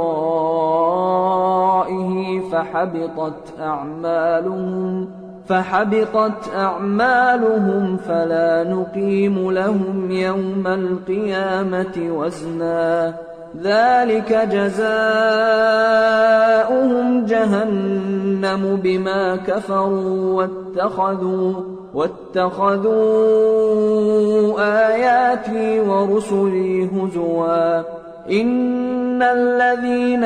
آمنوا وعملوا الصالحات كانت لهم جنات الفردوس نزلا خالدين فيها لا يبغون عنها حولا قل لو كان البحر مدادا لكلمات ربي لنفد البحر قبل أن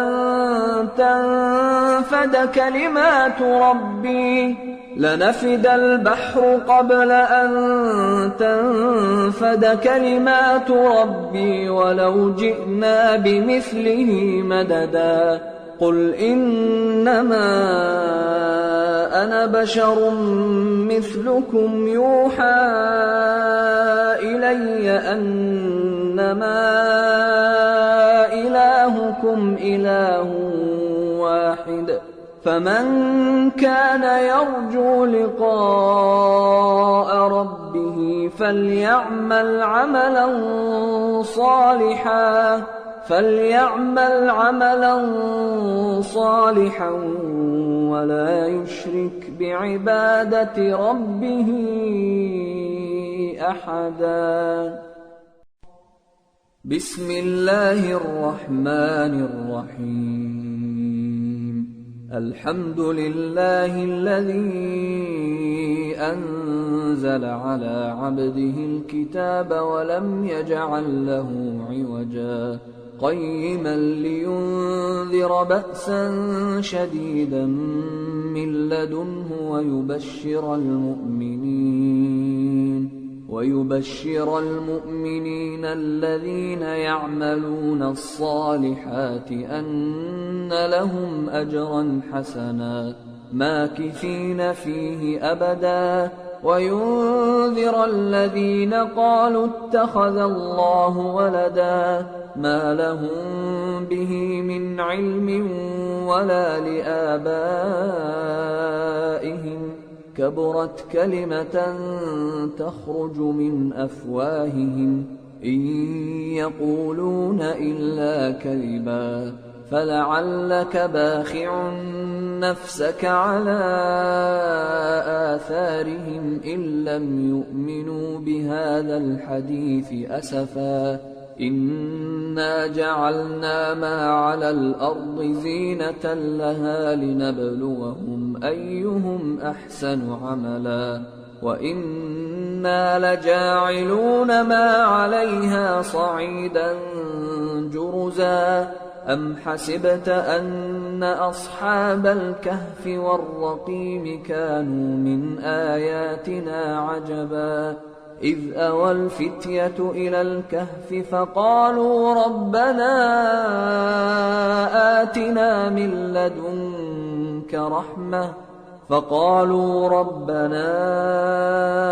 آتنا من لدنك رحمة وهيئ لنا من أمرنا رشدا فضربنا على آذانهم في الكهف سنين عددا ثم بعثناهم لنعلم أي الحزبين أحصى لما لبثوا أمدا نحن نقص عليك نبأهم بالحق إنهم فتية آمنوا بربهم وزدناهم هدى وربطنا على قلوبهم إذ قاموا فقالوا ربنا رب السماوات والأرض لن ندعو من دونه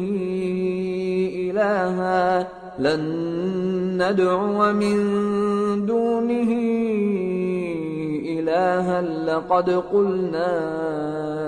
إذا شططا هؤلاء قومنا اتخذوا من دونه آلهة لولا يأتون عليهم بسلطان بين فمن أظلم ممن افترى على الله كذبا وإذ اعتزلتموهم وما يعبدون إلا الله فأووا إلى الكهف ينشر لكم ربكم من رحمته ويهيئ لكم من أمركم مرفقا وترى الشمس إذا طلعت تزاور عن كهفهم ذات اليمين وإذا غربت تقرضهم ذات الشمال وهم في فجوة منه ذلك من آيات الله من يهد الله فهو المهتد ومن يضلل فلن تجد له وليا مرشدا وتحسبهم أيقاظا وهم رقود ونقلبهم ذات اليمين وذات الشمال وكلبهم باسط ذراعيه بالوصيد لو اطلعت عليهم لوليت منهم فرارا ولملئت منهم رعبا وكذلك بعثناهم ليتساءلوا بينهم قال قائل منهم كم لبثتم قالوا لبثنا يوما أو بعض يوم قالوا ربكم أعلم بما لبثتم فابعثوا أحدكم بورقكم هذه إلى المدينة فلينظر أيها أزكى طعاما فليأتكم برزق منه وليتلطف ولا يشعرن بكم أحدا إنهم إن يظهروا عليكم يرجموكم أو يعيدوكم في ملتهم ولن تفلحوا إذا أبدا وكذلك أعثرنا عليهم ليعلموا أن وعد الله حق وأن الساعة لا ريب فيها إذ يتنازعون بينهم أمرهم فقالوا بنوا عليهم بنيانا ربهم أعلم بهم قال الذين غلبوا على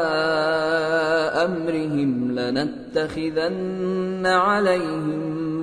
مسجدا سيقولون ثلاثة رابعهم كلبهم ويقولون خمسة سادسهم كلبهم رجما بالغيب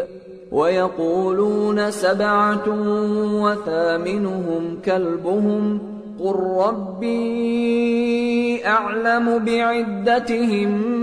ما يعلمهم إلا قليل فلا تمار فيهم إلا مراء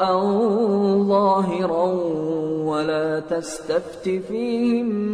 منهم أحدا ولا تقولن لشيء إني فاعل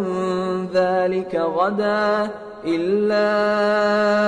أن يشاء الله واذكر ربك إذا نسيت وقل عسى أن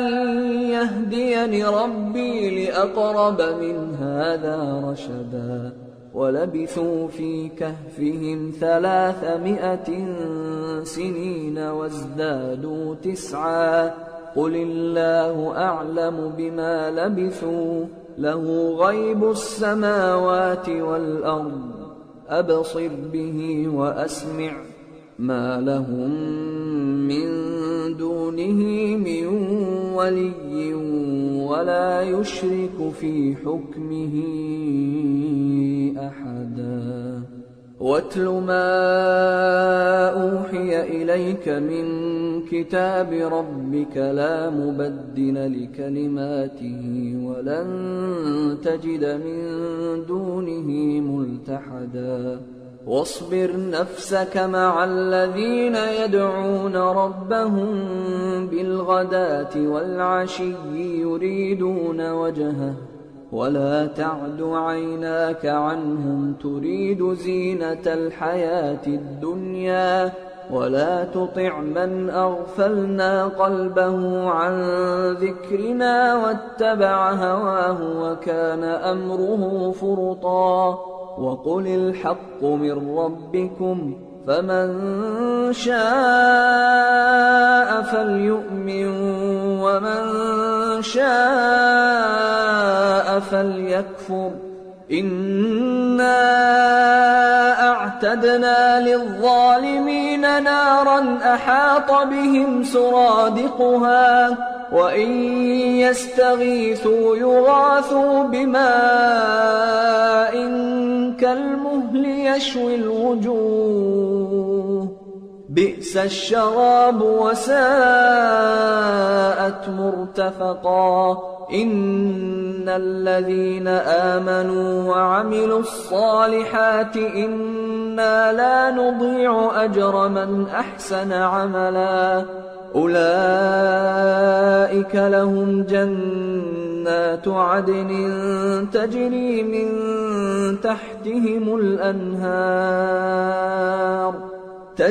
من تحتهم الأنهار يحلون فيها من أساور من ذهب ويلبسون ثيابا خضرا من سندس وإستبرق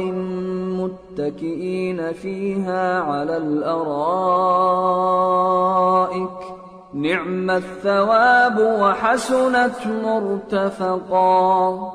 واضرب لهم مثل الرجلين جعلنا لأحدهما جنتين من أعناب وحففناهما بنخل وجعلنا بينهما زرعا كلتا الجنتين آتت أكلها ولم تظلم منه شيئا وفجرنا خلالهما نهرا وكان له ثمر فقال لصاحبه وهو يحاوره أنا أكثر منك مالا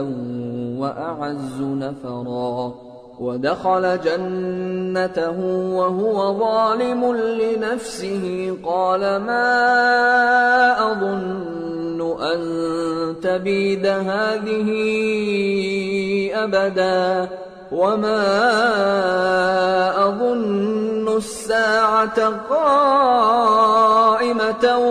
ولئن رددت إلى ربي لأجدن خيرا منها منقلبا قال له صاحبه وهو يحاوره أكفرت بالذي خلقك أكفرت بالذي خلقك من تراب ثم من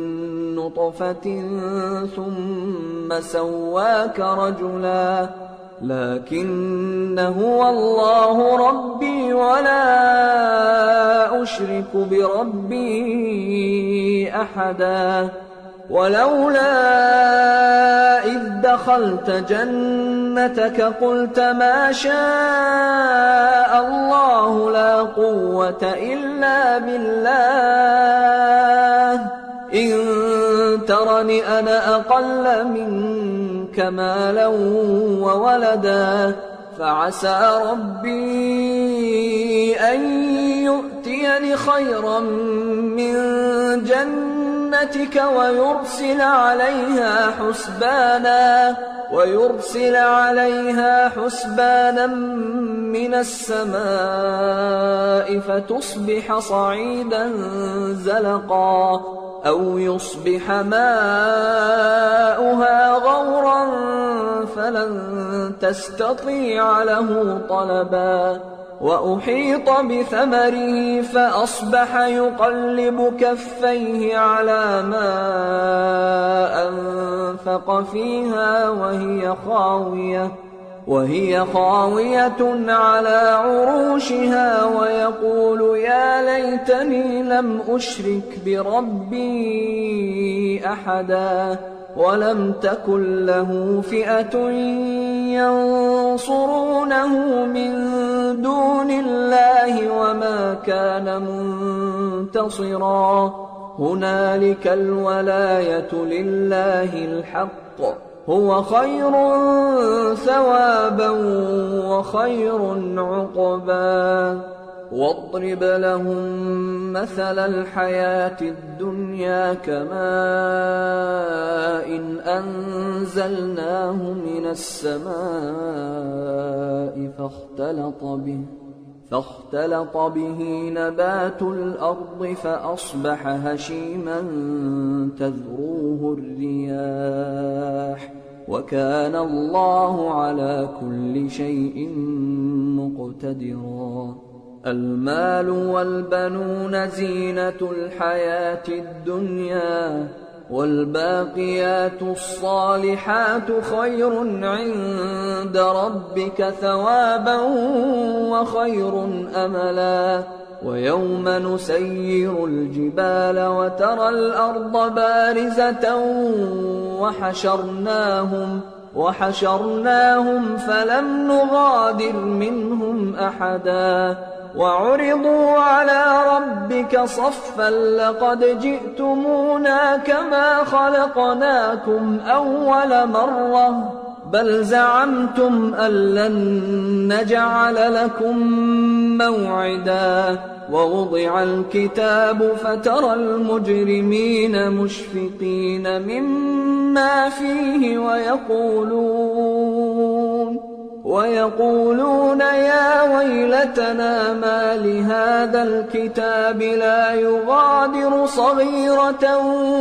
ولا كبيرة إلا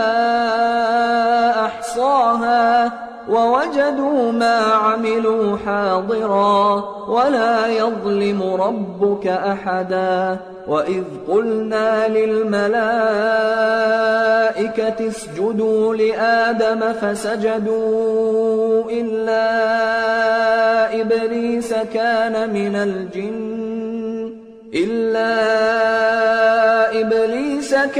من الجن ففسق عن أمر ربه أفتتخذونه وذريته أولياء من دوني وهم لكم عدو بئس للظالمين بدلا ما أشهدتهم خلق السماوات والأرض ولا خلق أنفسهم وما كنت متخذ المضلين عضدا ويوم يقول نادوا شركائي الذين زعمتم فدعوهم فلم فدعوهم فلم يستجيبوا لهم وجعلنا بينهم موبقا ورأى المجرمون النار فظنوا أنهم مواقعوها ولم يجدوا عنها مصرفا ولقد صرفنا في هذا القرآن للناس من كل مثل وكان الإنسان أكثر شيء جدلا وما منع الناس أن يؤمنوا إذ جاءهم الهدى ويستغفروا ربهم إلا أن تأتيهم سنة الأولين أو يأتيهم العذاب قبلا وما نرسل المرسلين إلا مبشرين ومنذرين ويجادل الذين كفروا بالباطل ليدحضوا به الحق واتخذوا آياتي وما أنذروا هزوا ومن أظلم ممن ذكر بآيات ربه فأعرض عنها ونسي ما قدمت يداه إنا جعلنا على قلوبهم أكنة أن يفقهوه وفي آذانهم وقرا وإن تدعهم إلى الهدى فلن يهتدوا إذا أبدا وربك الغفور ذو الرحمة لو يؤاخذهم بما كسبوا لعجل لهم العذاب بل لهم موعد لن يجدوا من دونه موئلا وتلك القرى أهلكناهم لما ظلموا وجعلنا لمهلكهم موعدا وإذ قال موسى لفتاه لا أبرح حتى أبلغ مجمع البحرين أو أمضي حقبا فلما بلغا مجمع بينهما نسيا حوتهما فاتخذ سبيله في البحر سربا فلما جاوزا قال لفتاه آتنا غداءنا لقد لقينا من سفرنا هذا نصبا قال أرأيت إذ أوينا إلى الصخرة فإني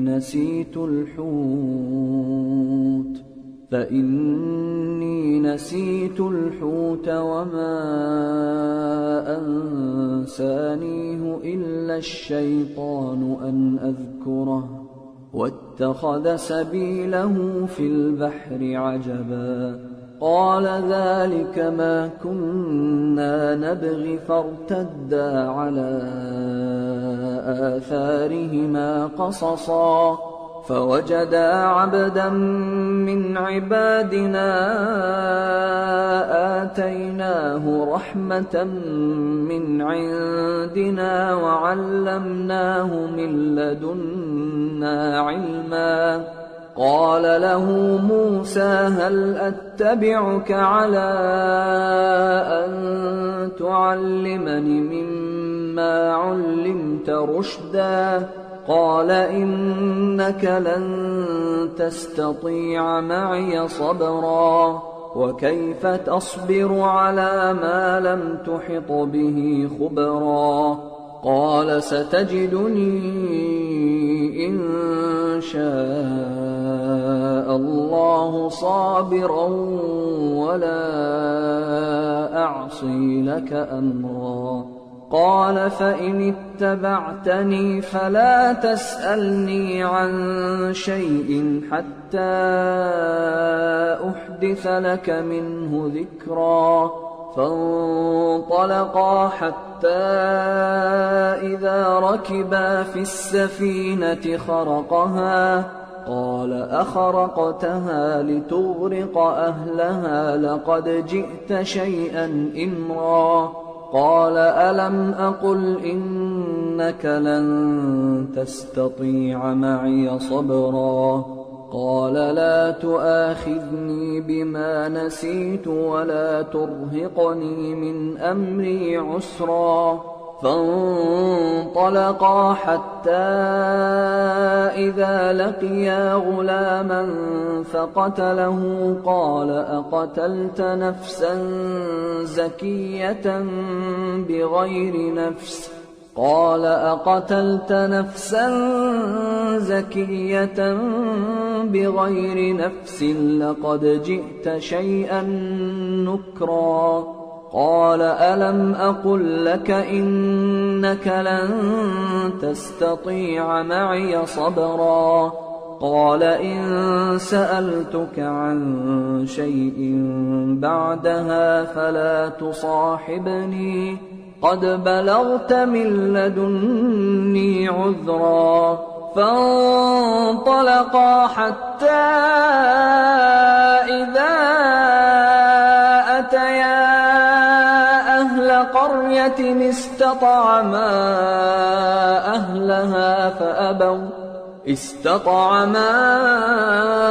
أهلها فأبوا أن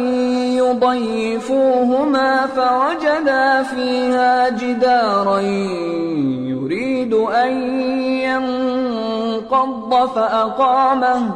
قال لو شئت لاتخذت عليه أجرا قال هذا فراق بيني وبينك سأنبئك بتأويل ما لم تستطع عليه صبرا أما السفينة فكانت لمساكين يعملون في البحر فأردت أن أعيبها وكان وراءهم ملك يأخذ كل سفينة غصبا وأما الغلام فكان أبواه مؤمنين فخشينا أن يرهقهما طغيانا وكفرا فأردنا أن يبدلهما ربهما خيرا منه زكاة وأقرب رحما وأما الجدار فكان لغلامين يتيمين في المدينة وكان تحته كنز لهما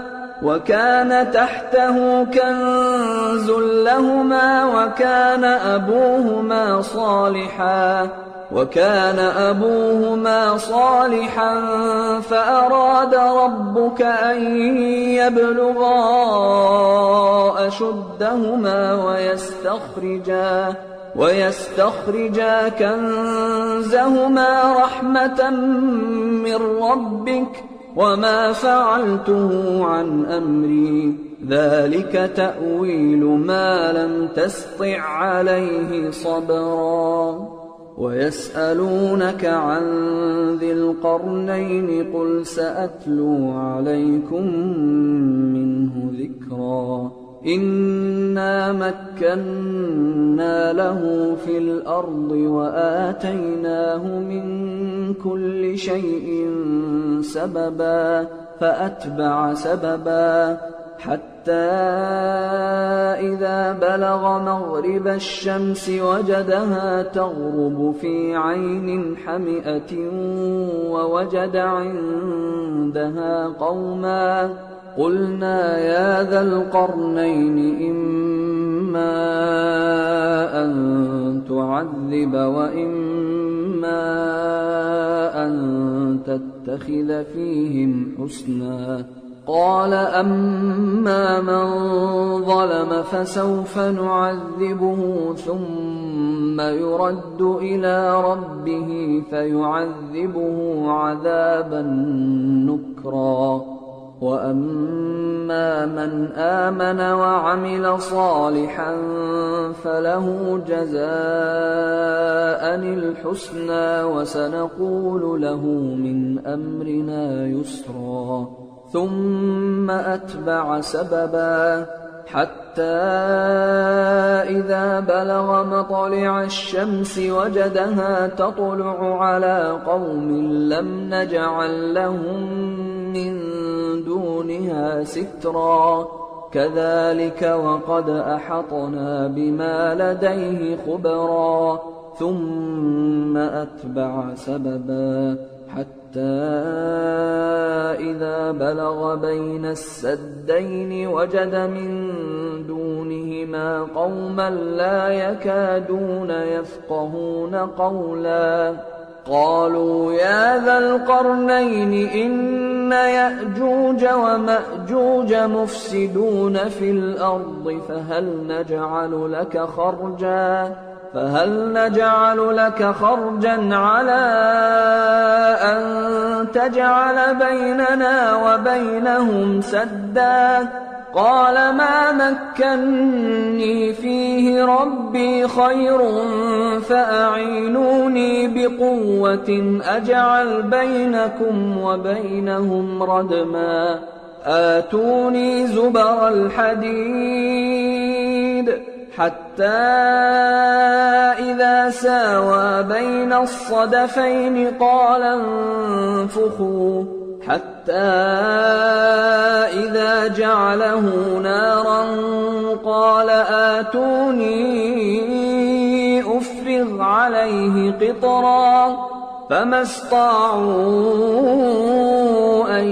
يظهروه وما استطاعوا له نقبا قال هذا رحمة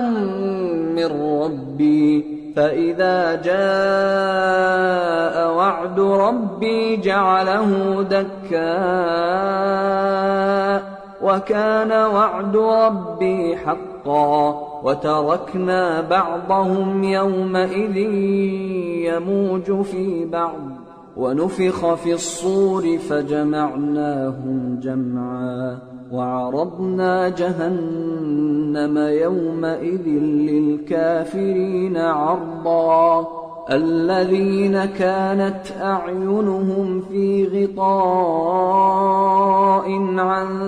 ذكري وكانوا لا يستطيعون سمعا أفحسب الذين كفروا أن يتخذوا عبادي من دوني أولياء إنا أعتدنا جهنم للكافرين نزلا قل هل ننبئكم بالأخسرين أعمالا الذين ضل سعيهم في الحياة الدنيا وهم يحسبون أنهم يحسنون صنعا أولئك الذين كفروا بآيات ربهم ولقائه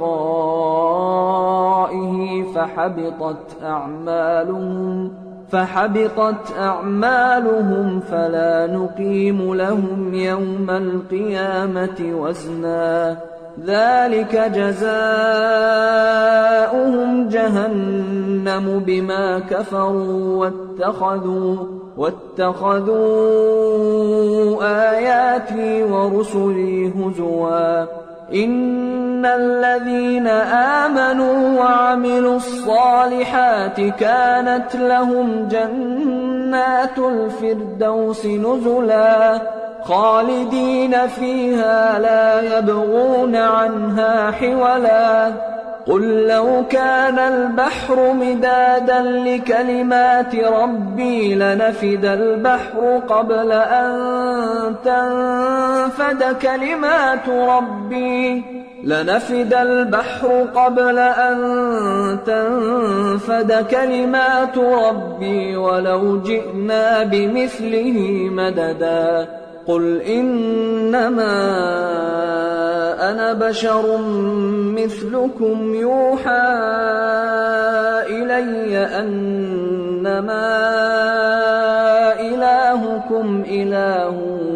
واحد فمن كان يرجو لقاء ربه فليعمل عملا صالحا ولا يشرك بعبادة ربه أحدا. بسم الله الرحمن الرحيم.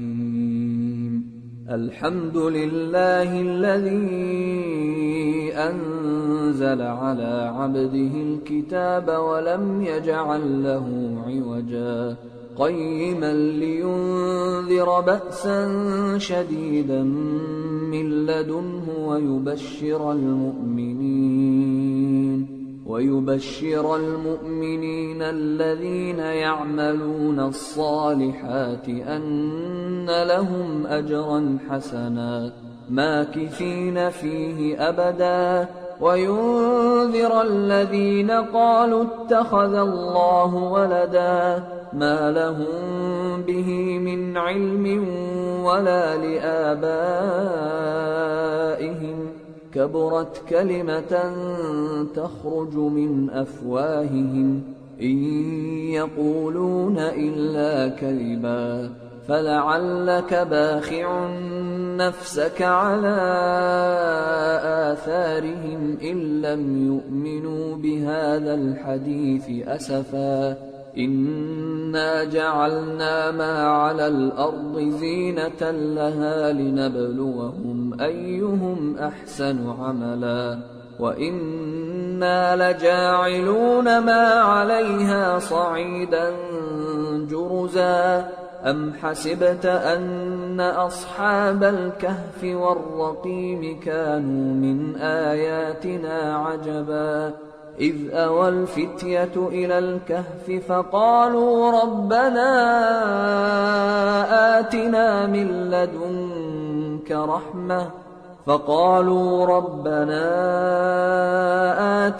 من لدنك رحمة وهيئ لنا من أمرنا رشدا فضربنا على آذانهم في الكهف سنين عددا ثم بعثناهم لنعلم أي الحزبين أحصى لما لبثوا أمدا نحن نقص عليك نبأهم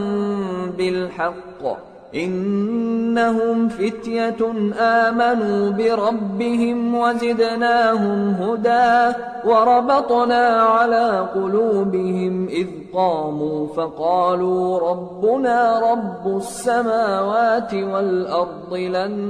ندعو من دونه إلها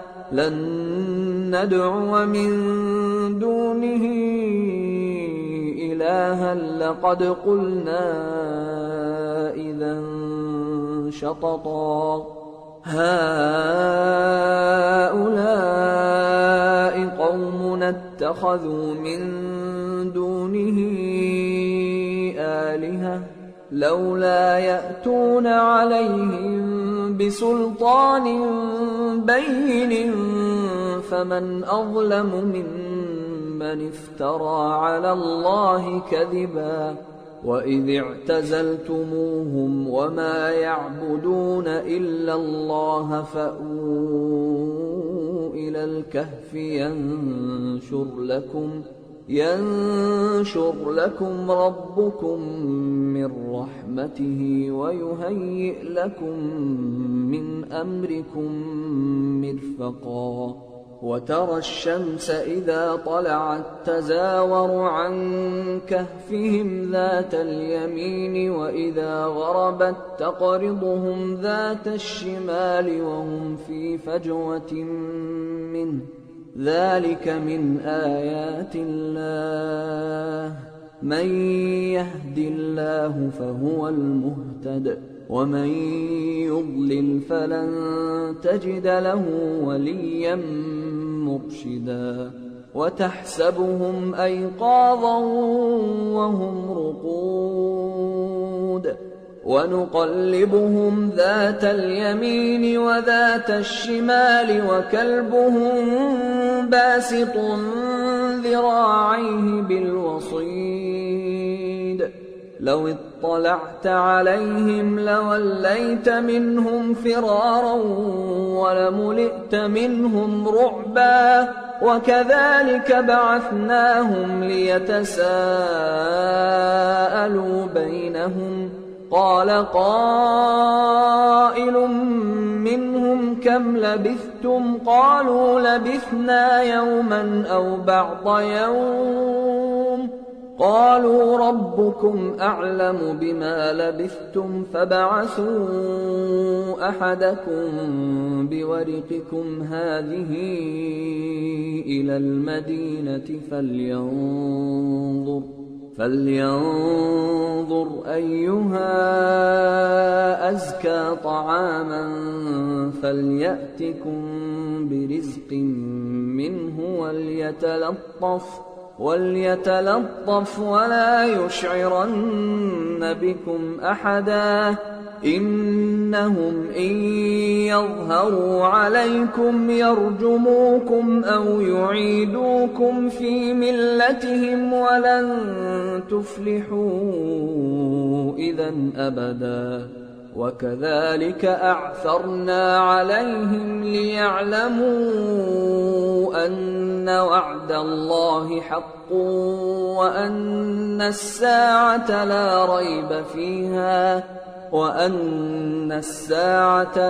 ريب فيها إذ يتنازعون بينهم أمرهم فقالوا ابنوا عليهم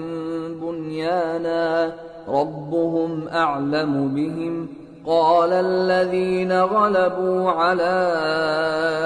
أمرهم لنتخذن عليهم مسجدا. سيقولون ثلاثة رابعهم كلبهم ويقولون خمسة سادسهم كلبهم رجما بالغيب ويقولون سبعة وثامنهم كلبهم قل ربي أعلم بعدتهم ما يعلمهم إلا قليل فلا تمار فيهم إلا مراء ظاهرا ولا تستفت فيهم منهم أحدا ولا تقولن لشيء إني فاعل ذلك غدا إلا أن يشاء الله واذكر ربك إذا نسيت وقل عسى أن يهديني ربي لأقرب من هذا رشدا. ولبثوا في كهفهم 300 سنين وازدادوا 9 قل الله أعلم بما لبثوا له غيب السماوات والأرض أبصر به وأسمع ما لهم من دونه من ولي ولا يشرك في حكمه أحدا. واتل ما أوحي إليك من كتاب ربك لا مبدل لكلماته ولن تجد من دونه ملتحدا. واصبر نفسك مع الذين يدعون ربهم بالغداة والعشي يريدون وجهه ولا تعد عيناك عنهم تريد زينة الحياة الدنيا ولا تطع من أغفلنا قلبه عن ذكرنا واتبع هواه وكان أمره فرطا وقل الحق من ربكم فمن شاء فليؤمن ومن شاء فليكفر إنا أعتدنا للظالمين نارا أحاط بهم سرادقها وإن يستغيثوا يغاثوا بماء كالمهل يشوي الوجوه بئس الشراب وساءت مرتفقا إن الذين آمنوا وعملوا الصالحات إنا لا نضيع أجر من أحسن عملا أولئك لهم جنات عدن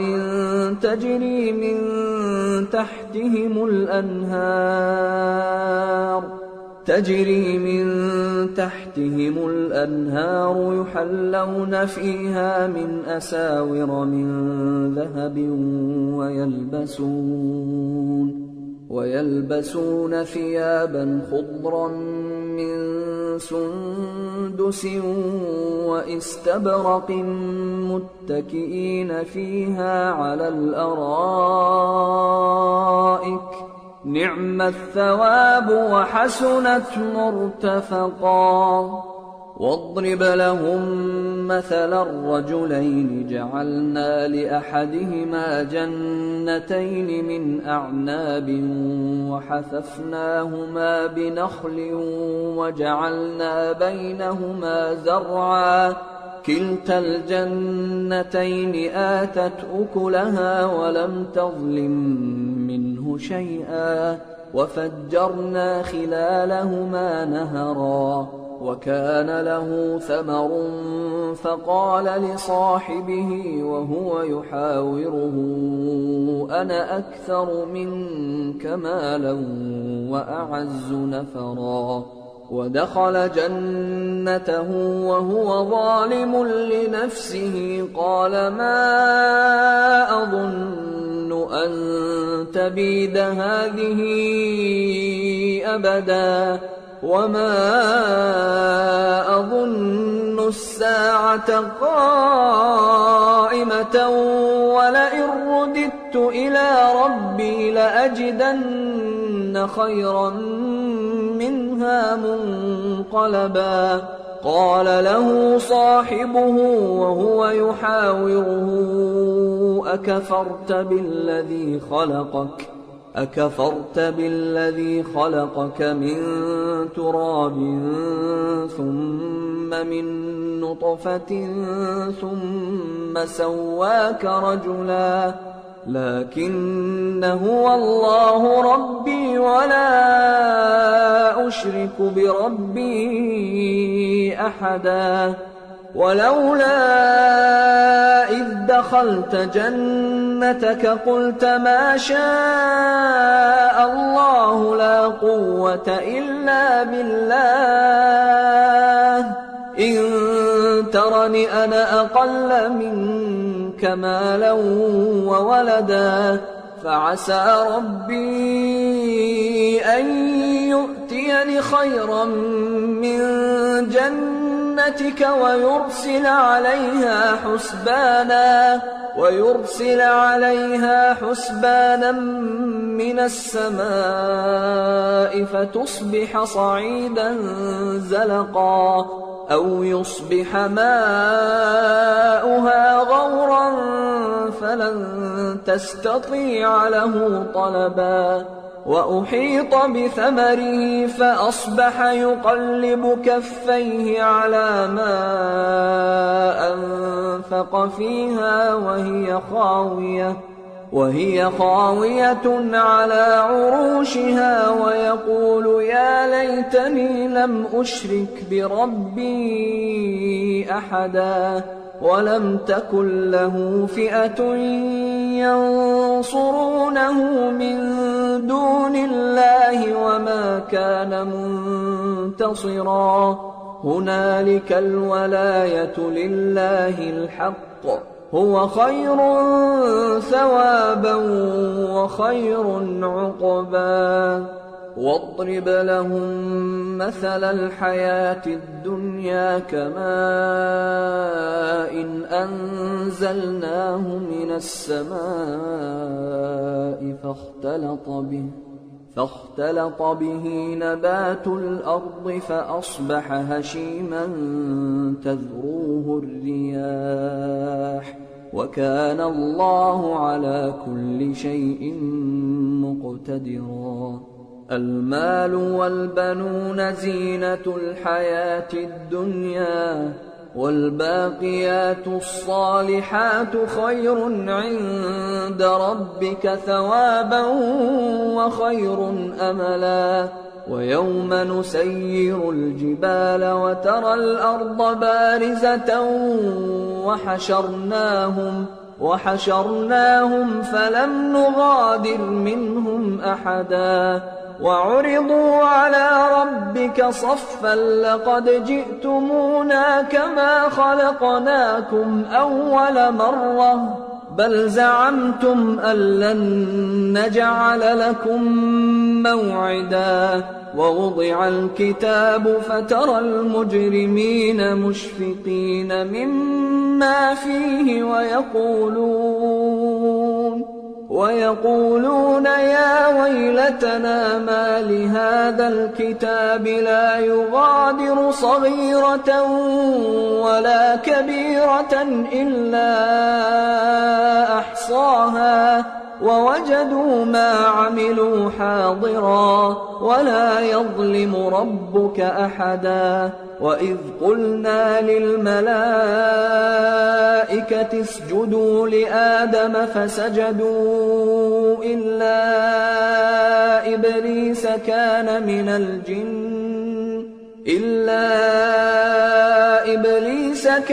من الجن ففسق عن أمر ربه أفتتخذونه وذريته أولياء من دوني وهم لكم عدو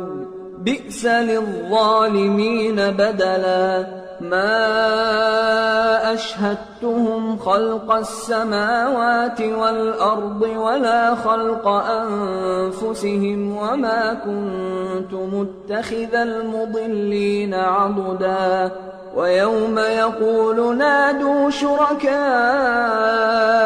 الذين زعمتم فدعوهم فلم يستجيبوا لهم وجعلنا بينهم موبقا ورأى المجرمون النار فظنوا أنهم مواقعوها ولم يجدوا عنها مصرفا ولقد صرفنا في هذا القرآن للناس من كل مثل وكان الإنسان أكثر شيء جدلا وما منع الناس أن يؤمنوا إذ جاءهم الهدى ويستغفروا ربهم إلا أن تأتيهم سنة الأولين أو يأتيهم العذاب قبلا وما نرسل المرسلين إلا مبشرين ومنذرين ويجادل الذين كفروا بالباطل ليدحضوا به الحق واتخذوا آياتي وما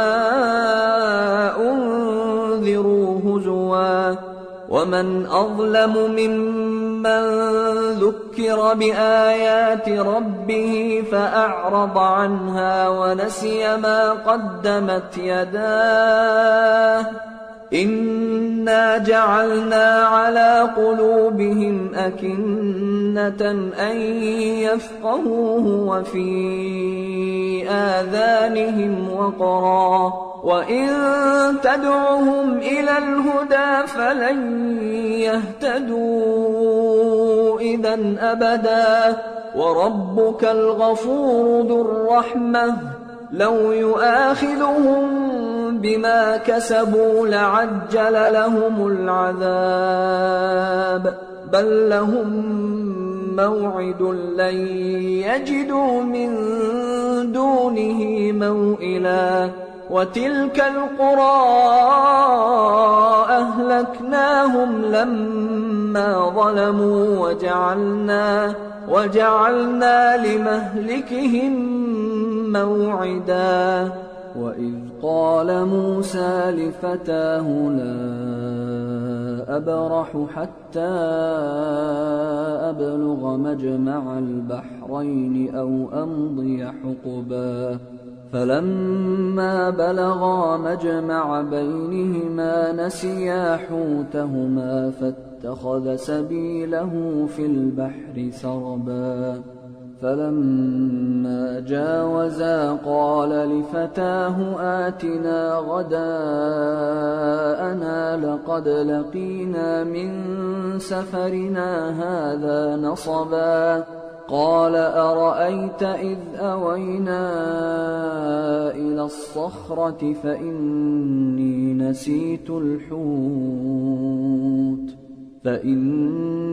نسيت الحوت وما أنسانيه إلا الشيطان أن أذكره واتخذ سبيله في البحر عجبا قال ذلك ما كنا نبغي فارتدا على آثارهما قصصا فوجدا عبدا من عبادنا آتيناه رحمة من عندنا وعلمناه من لدنا علما قال له موسى هل أتبعك على أن تعلمني مما علمت رشدا قال إنك لن تستطيع معي صبرا وكيف تصبر على ما لم تحط به خبرا قال ستجدني إن شاء الله صابرا ولا أعصي لك أمرا قال فإن اتبعتني فلا تسألني عن شيء حتى أحدث لك منه ذكرا فانطلقا حتى إذا ركبا في السفينة خرقها قال أخرقتها لتغرق أهلها لقد جئت شيئا إمرا قال ألم أقل إنك لن تستطيع معي صبرا قال لا تؤاخذني بما نسيت ولا ترهقني من أمري عسرا فانطلقا حتى إذا لقيا غلاما فقتله قال أقتلت نفسا زكية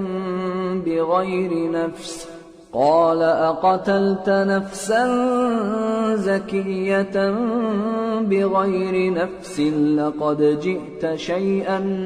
نكرا قال ألم أقل لك إنك لن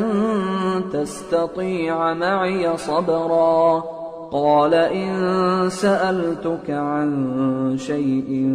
بعدها فلا تصاحبني قد بلغت من لدني عذرا فانطلقا حتى إذا أتيا أهل قرية استطعما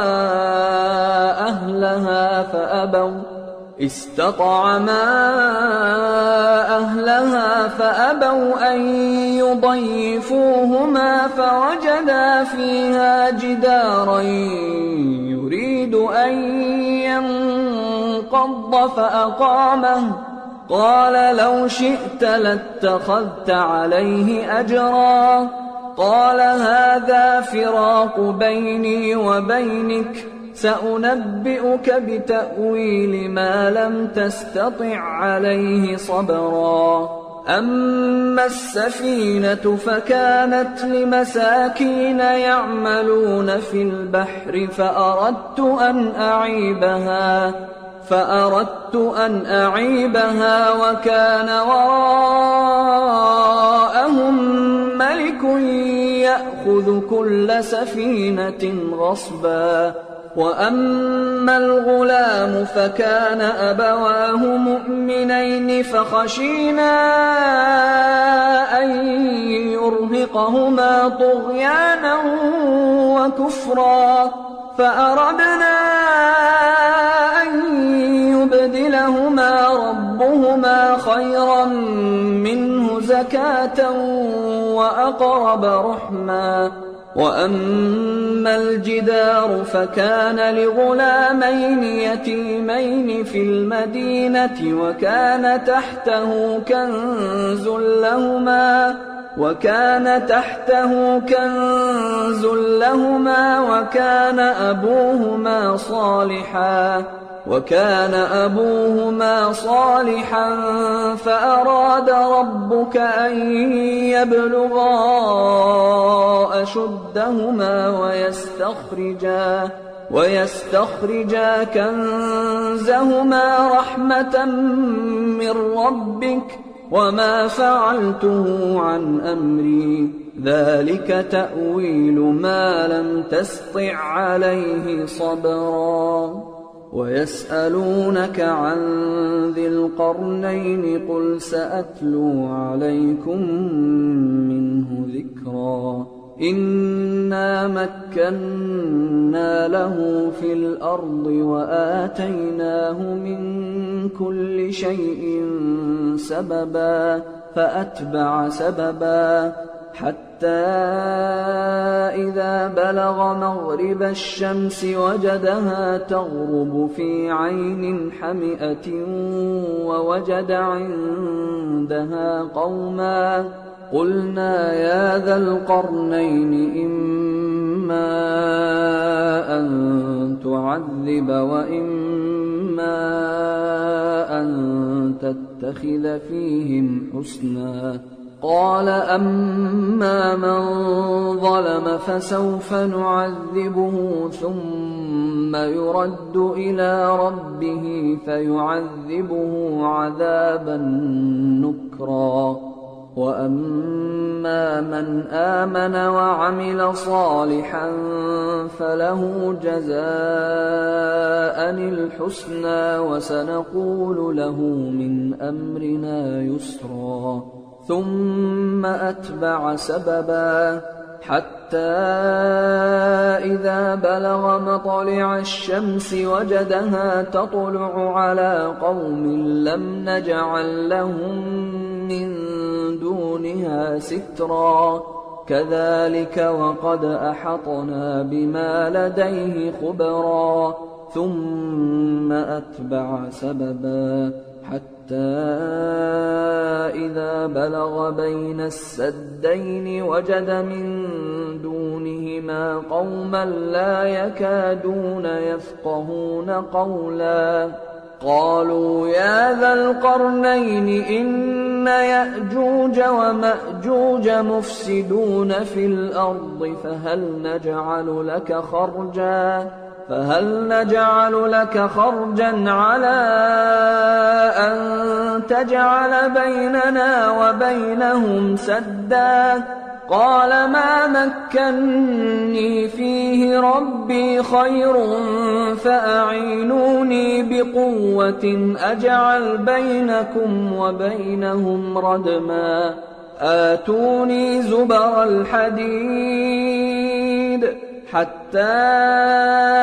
إذا ساوى بين الصدفين قال انفخوا حتى إذا جعله نارا قال آتوني أفرغ عليه قطرا فما استطاعوا أن يظهروه وما استطاعوا له نقبا قال هذا رحمة من ربي فإذا جاء وعد ربي جعله دكا وكان وعد ربي حقا وتركنا بعضهم يومئذ يموج في بعض ونفخ في الصور فجمعناهم جمعا وعرضنا جهنم يومئذ للكافرين عرضا الذين كانت أعينهم في غطاء عن ذكري وكانوا لا يستطيعون سمعا أفحسب الذين كفروا أن يتخذوا عبادي من دوني أولياء إنا أعتدنا جهنم للكافرين نزلا قل هل ننبئكم بالأخسرين أعمالا الذين ضل سعيهم في الحياة الدنيا وهم يحسبون أنهم يحسنون صنعا أولئك الذين كفروا بآيات ربهم ولقائه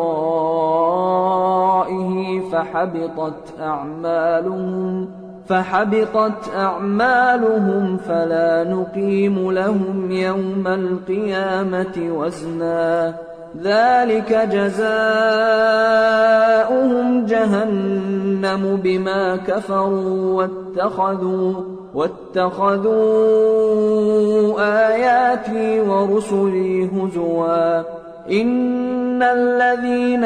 آمنوا وعملوا الصالحات كانت لهم جنات الفردوس نزلا خالدين فيها لا يبغون عنها حولا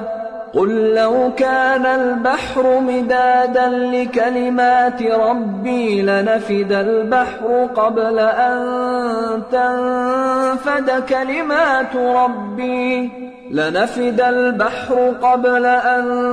تنفد كلمات ربي ولو جئنا بمثله مددا قل إنما أنا بشر مثلكم يوحى إلي أنما إلهكم إله واحد فمن كان يرجو لقاء ربه فليعمل عملا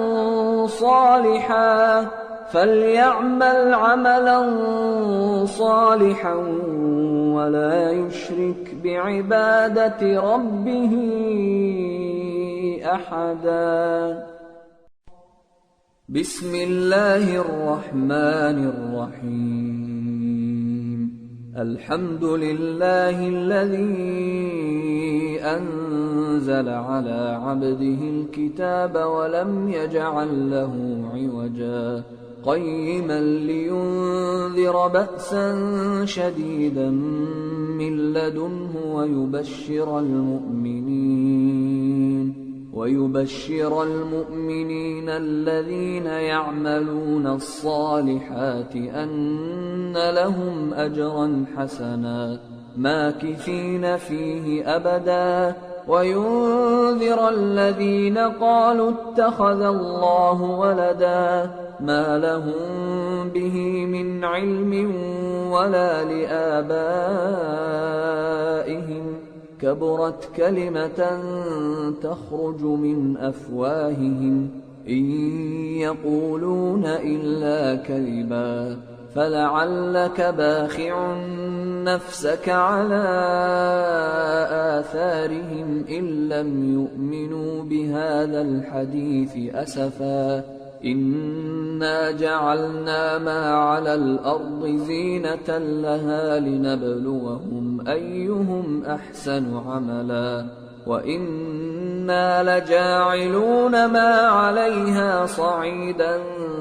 جرزا أم حسبت أن أصحاب الكهف والرقيم كانوا من آياتنا عجبا إذ أوى الفتية إلى الكهف فقالوا ربنا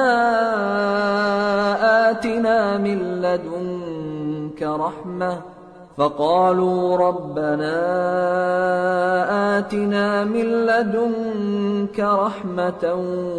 وهيئ لنا من أمرنا رشدا فضربنا على آذانهم في الكهف سنين عددا ثم بعثناهم لنعلم أي الحزبين أحصى لما لبثوا أمدا نحن نقص عليك نبأهم بالحق إنهم فتية آمنوا بربهم وزدناهم هدى وربطنا على قلوبهم إذ قاموا فقالوا ربنا رب السماوات والأرض لن ندعو من دونه إلها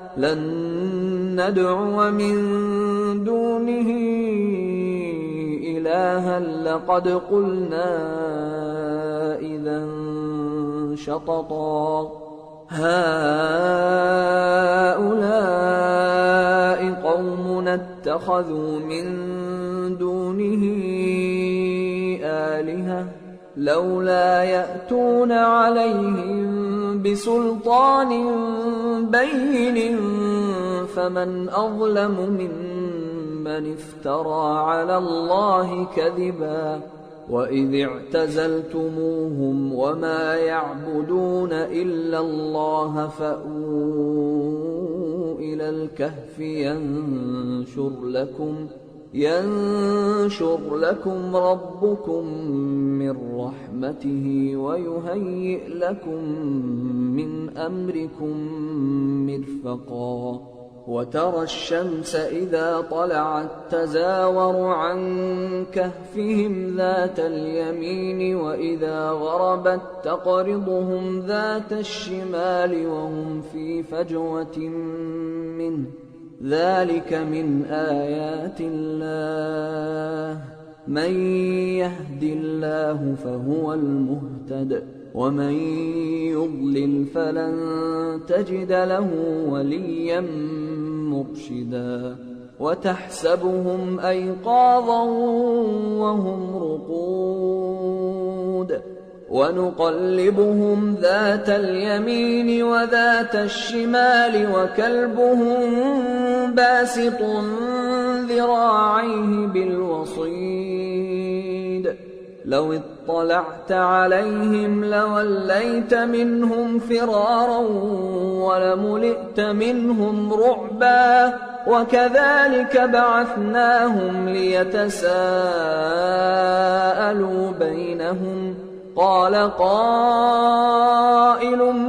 منهم كم لبثتم قالوا لبثنا يوما أو بعض يوم قالوا ربكم أعلم بما لبثتم فابعثوا أحدكم بورقكم هذه إلى المدينة فلينظر أيها أزكى طعاما فليأتكم برزق منه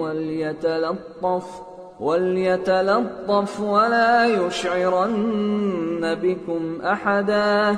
إنهم إن يظهروا عليكم يرجموكم أو يعيدوكم في ملتهم ولن تفلحوا إذا أبدا وكذلك أعثرنا عليهم ليعلموا أن وعد الله حق وأن الساعة لا ريب فيها وأن الساعة لا ريب فيها إذ يتنازعون بينهم أمرهم فقالوا ابنوا عليهم بنيانا ربهم أعلم بهم قال الذين غلبوا على أمرهم لنتخذن عليهم مسجدا سيقولون ثلاثة رابعهم كلبهم ويقولون خمسة سادسهم كلبهم رجما بالغيب ويقولون سبعة وثامنهم كلبهم قل ربي أعلم بعدتهم ما يعلمهم إلا قليل فلا تمار فيهم إلا مراء ظاهرا ولا تستفت فيهم منهم أحدا ولا تقولن لشيء إني فاعل ذلك غدا إلا أن يشاء الله واذكر ربك إذا نسيت وقل عسى أن يهديني ربي لأقرب من هذا رشدا ولبثوا في كهفهم 300 سنين وازدادوا 9 قل الله أعلم بما لبثوا له غيب السماوات والأرض أبصر به وأسمع ما لهم من دونه من ولي ولا يشرك في حكمه أحدا واتل ما أوحي إليك من كتاب ربك لا مبدل لكلماته ولن تجد من دونه ملتحدا واصبر نفسك مع الذين يدعون ربهم بالغداة والعشي يريدون وجهه ولا تعد عيناك عنهم تريد زينة الحياة الدنيا ولا تطع من أغفلنا قلبه عن ذكرنا واتبع هواه وكان أمره فرطا وقل الحق من ربكم فمن شاء فليؤمن ومن شاء فليكفر إنا أعتدنا للظالمين نارا أحاط بهم سرادقها وإن يستغيثوا يغاثوا بماء كالمهل يشوي الوجوه بئس الشراب وساءت مرتفقا إن الذين آمنوا وعملوا الصالحات إنا لا نضيع أجر من أحسن عملا أولئك لهم جنات عدن تجري من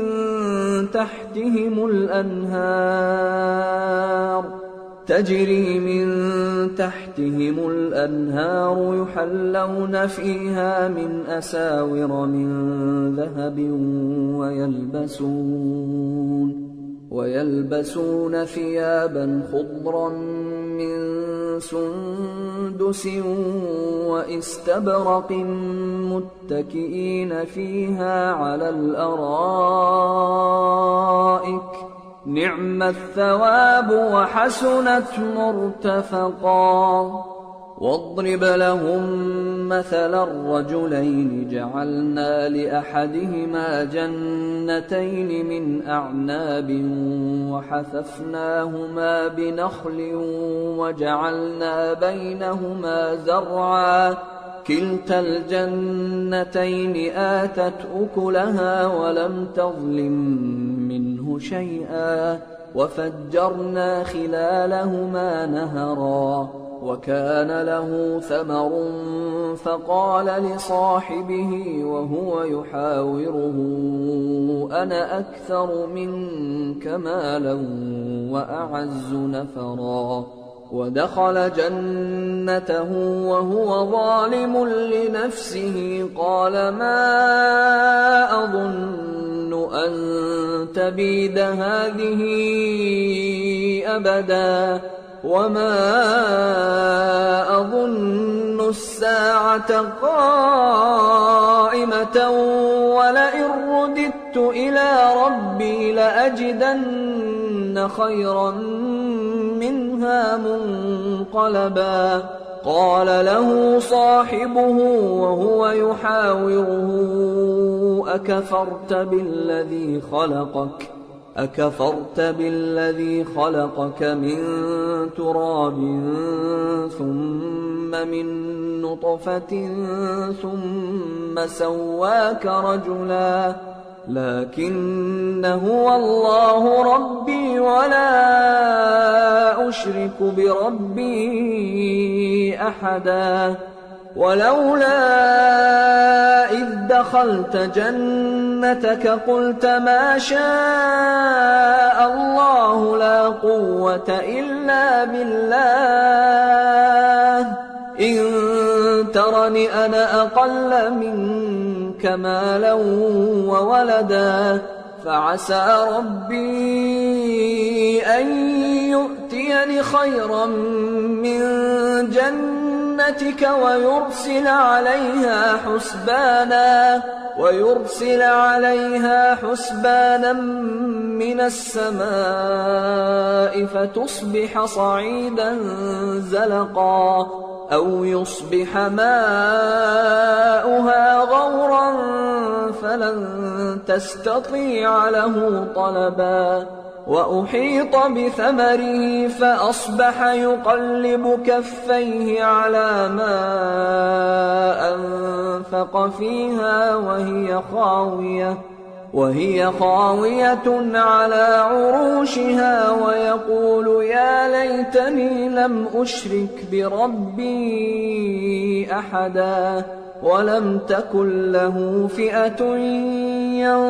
ينصرونه من دون الله وما كان منتصرا هنالك الولاية لله الحق هو خير ثوابا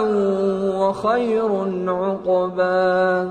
واضرب لهم مثل الحياة الدنيا كماء أنزلناه من السماء فاختلط به نبات الأرض فأصبح هشيما تذروه الرياح وكان الله على كل شيء مقتدرا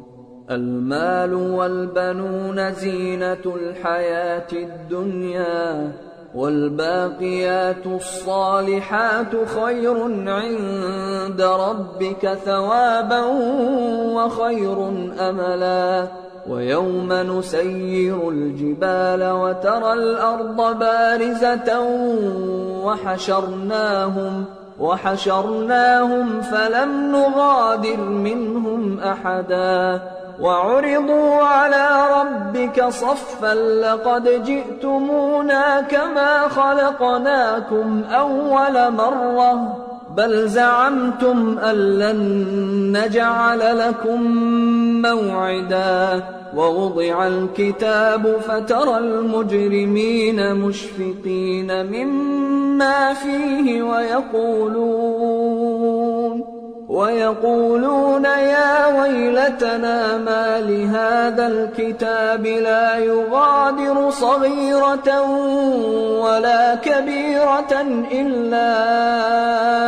أحصاها ووجدوا ما عملوا حاضرا ولا يظلم ربك أحدا وإذ قلنا للملائكة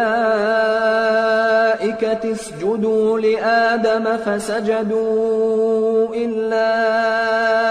إبليس كان من الجن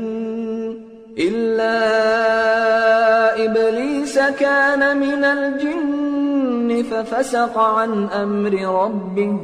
أفتتخذونه وذريته أولياء من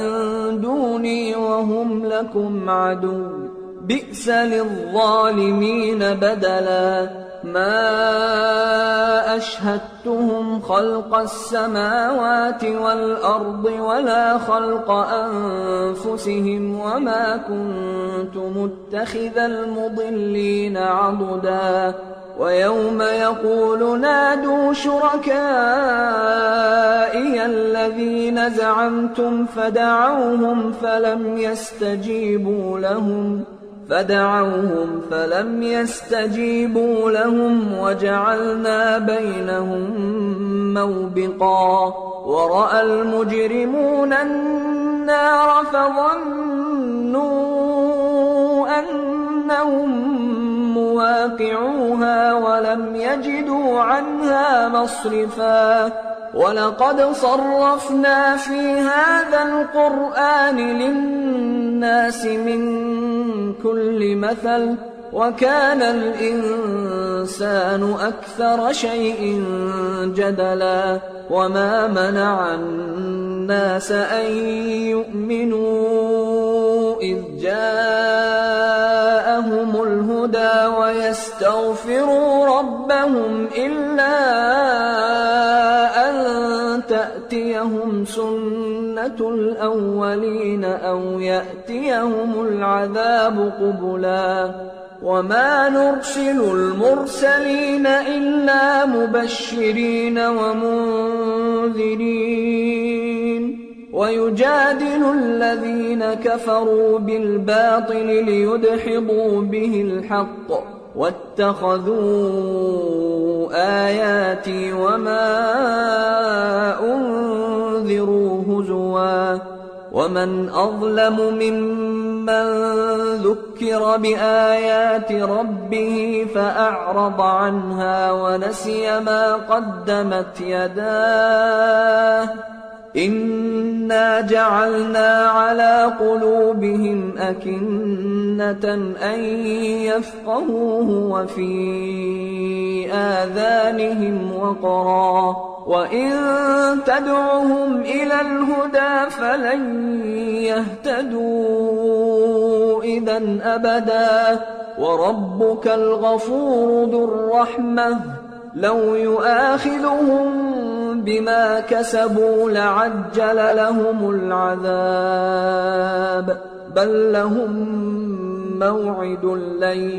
يجدوا من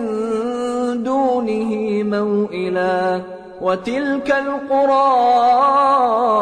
أهلكناهم لما ظلموا وجعلنا لمهلكهم موعدا وإذ قال موسى لفتاه لا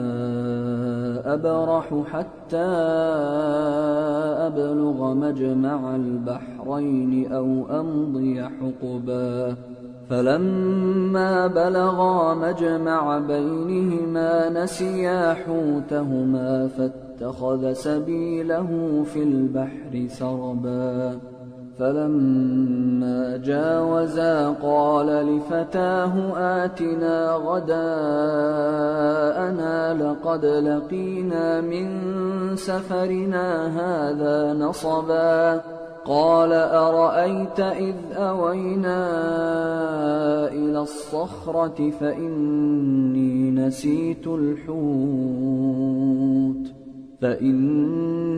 نسيت الحوت وما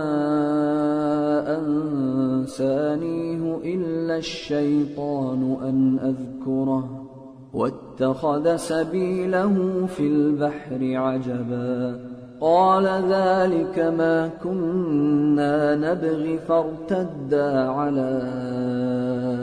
آثارهما قصصا فوجدا عبدا من عبادنا آتيناه رحمة من عندنا وعلمناه من لدنا علما. قال له موسى هل أتبعك على أن تعلمني مما علمت رشدا؟ قال إنك لن تستطيع معي صبرا وكيف تصبر على ما لم تحط به خبرا؟ قال ستجدني إن شاء الله صابرا ولا أعصي لك أمرا. قال فإن اتبعتني فلا تسألني عن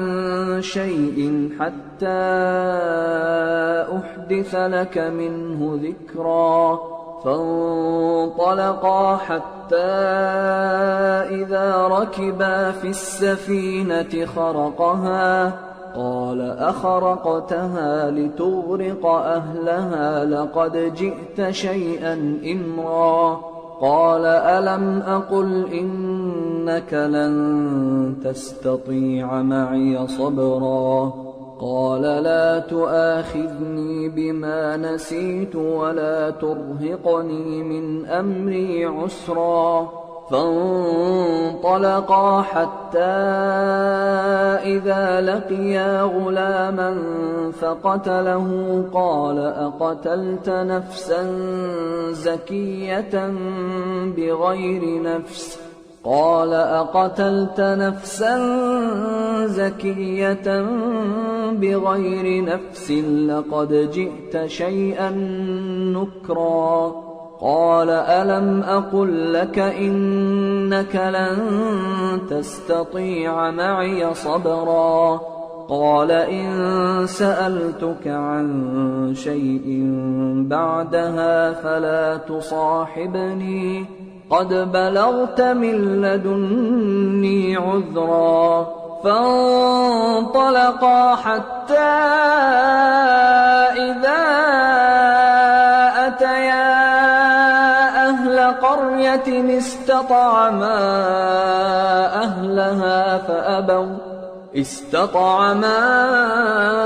أهلها فأبوا أن يضيفوهما فوجدا فيها جدارا يريد أن ينقض فأقامه. قال لو شئت لاتخذت عليه أجرا. قال هذا فراق بيني وبينك سأنبئك بتأويل ما لم تستطع عليه صبرا. أما السفينة فكانت لمساكين يعملون في البحر فأردت أن أعيبها وكان وراءهم ملك يأخذ كل سفينة غصبا. وأما الغلام فكان أبواه مؤمنين فخشينا أن يرهقهما طغيانا وكفرا. فأردنا أن يبدلهما ربهما خيرا منه زكاة وأقرب رحما. وأما الجدار فكان لغلامين يتيمين في المدينة وكان تحته كنز لهما وكان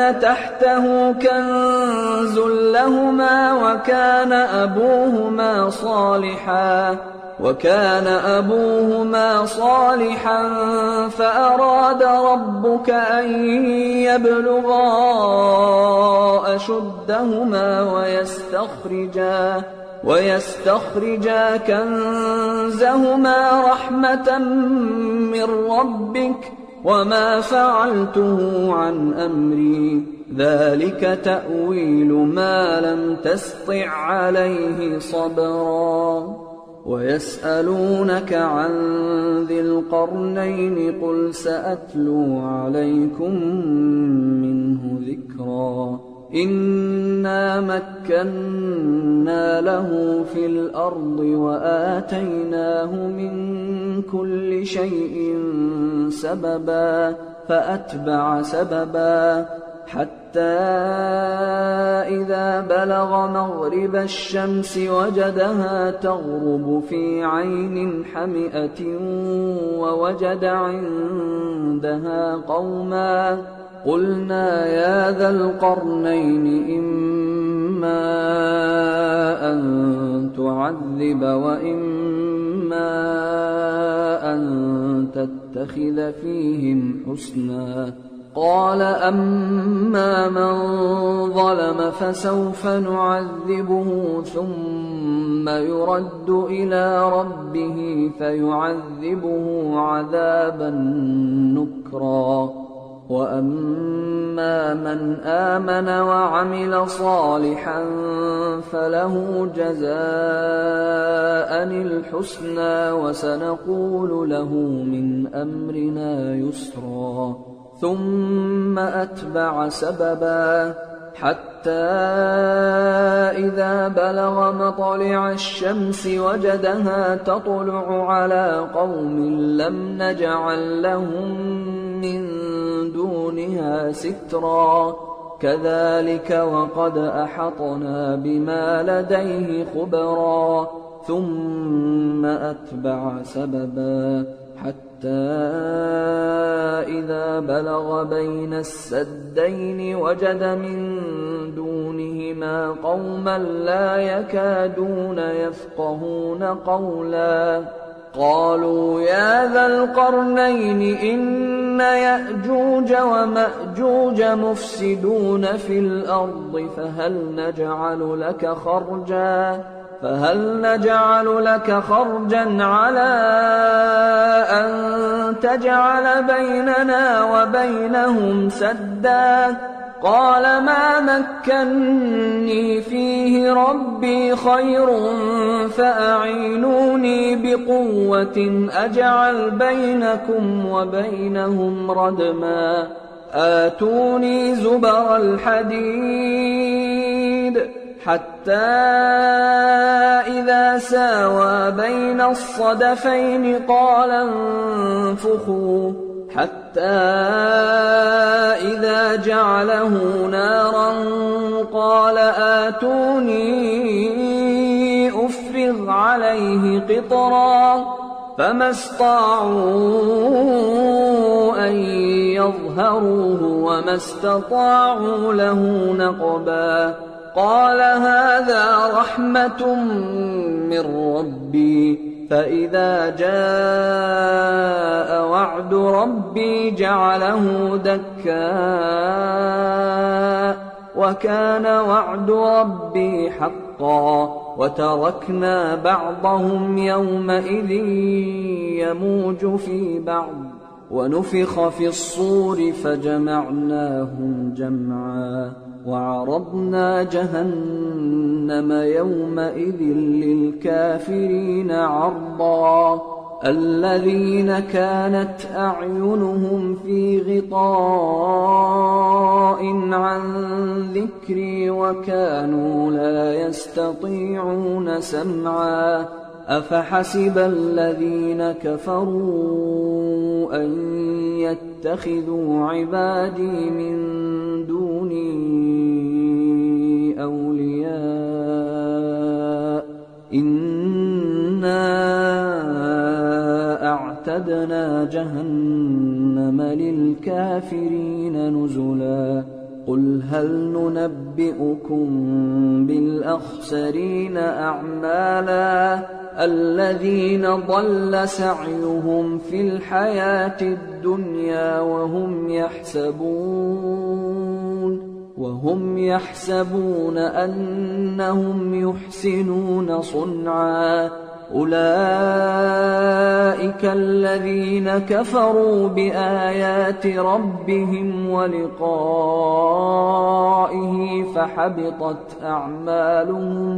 فحبطت أعمالهم فلا نقيم لهم يوم القيامة وزنا ذلك جزاؤهم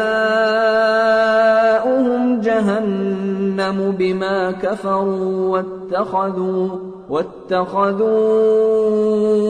آياتي ورسلي هزوا إن الذين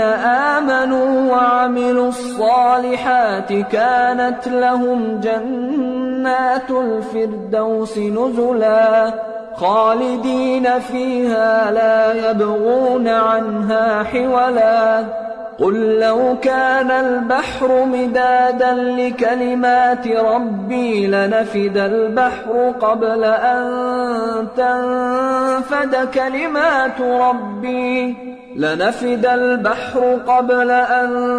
تنفد كلمات ربي ولو جئنا بمثله مددا قل إنما أنا بشر مثلكم يوحى إلي أنما إلهكم إله واحد فمن كان يرجو لقاء ربه فليعمل عملا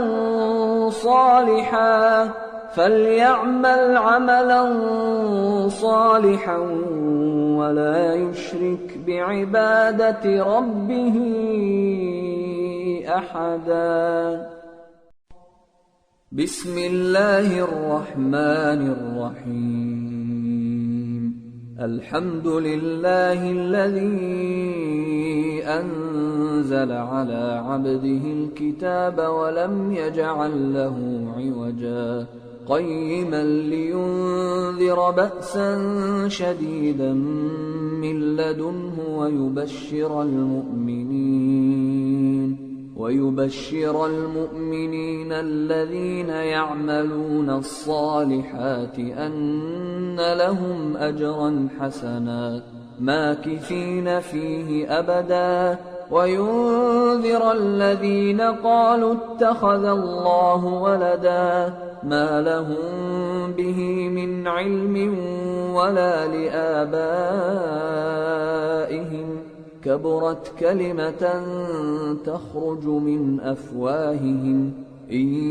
يقولون إلا كذبا فلعلك باخع نفسك على آثارهم إن لم يؤمنوا بهذا الحديث أسفا إنا جعلنا ما على الأرض زينة لها لنبلوهم أيهم أحسن عملا وإنا لجاعلون ما عليها صعيدا جرزا أم حسبت أن أصحاب الكهف والرقيم كانوا من آياتنا عجبا إذ أوى الفتية إلى الكهف فقالوا ربنا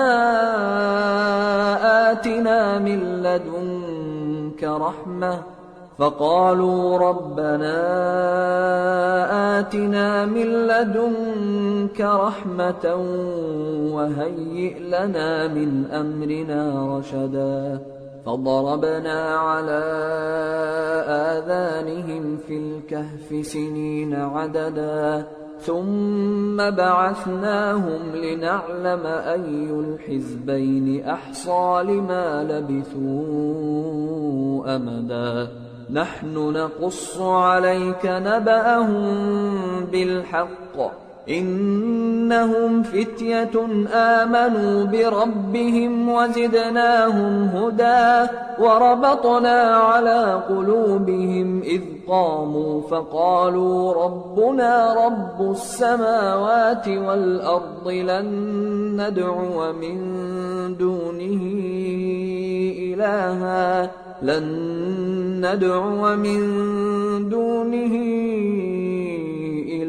لقد قلنا إذا شططا هؤلاء قومنا اتخذوا من دونه آلهة لولا يأتون عليهم بسلطان بين فمن أظلم ممن افترى على الله كذبا وإذ اعتزلتموهم وما يعبدون إلا الله فأووا إلى الكهف ينشر لكم ربكم من رحمته ويهيئ لكم من أمركم مرفقا وترى الشمس إذا طلعت تزاور عن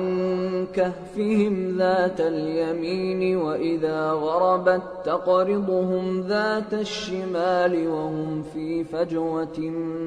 منه ذلك من آيات الله من يهد الله فهو المهتد ومن يضلل فلن تجد له وليا مرشدا وتحسبهم أيقاظا وهم رقود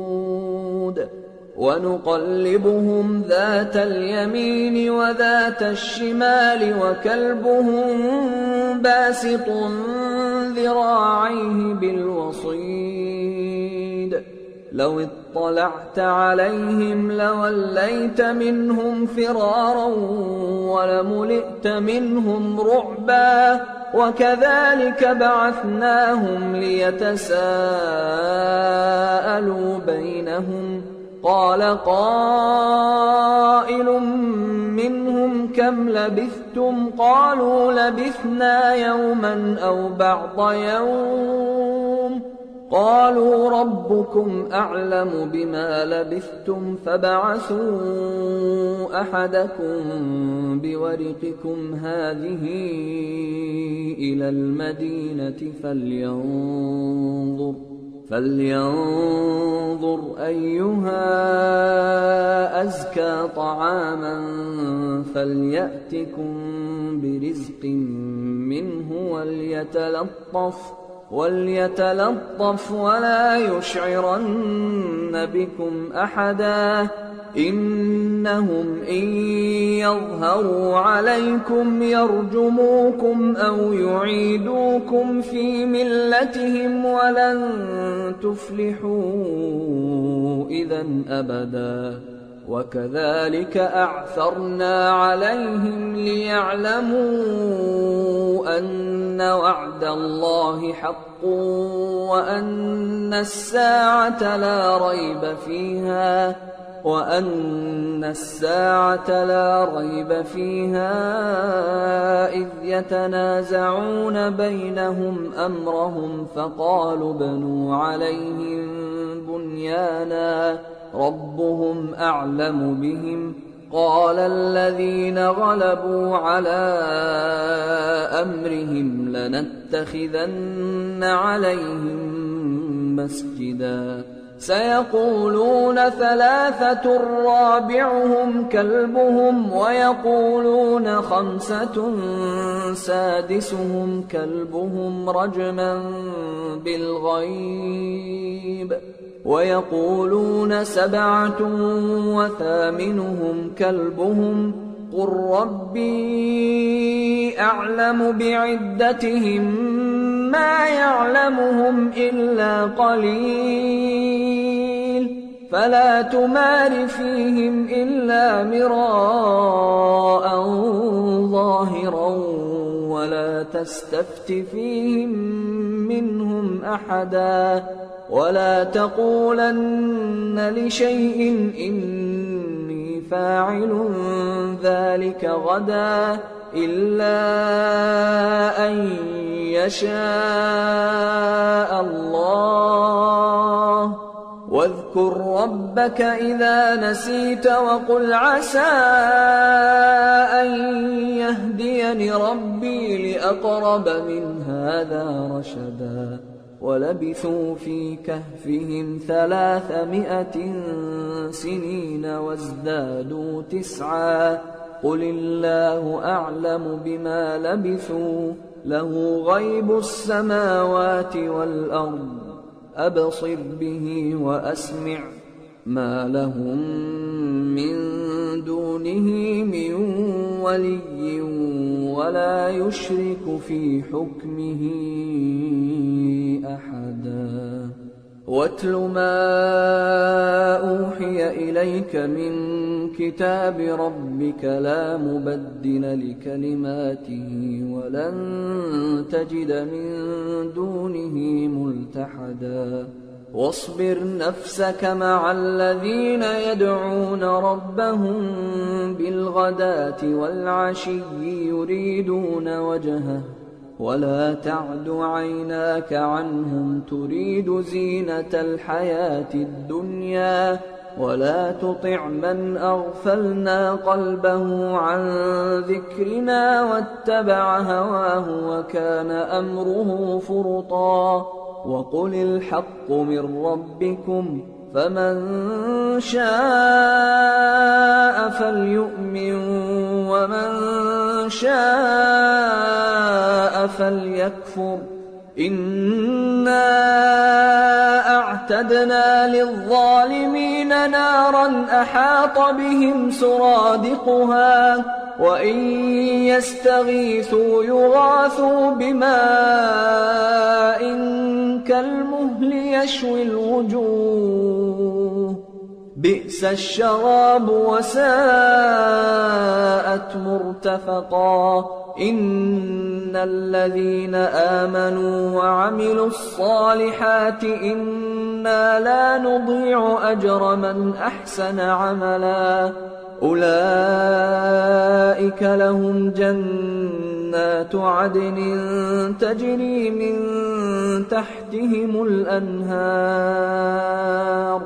تجري من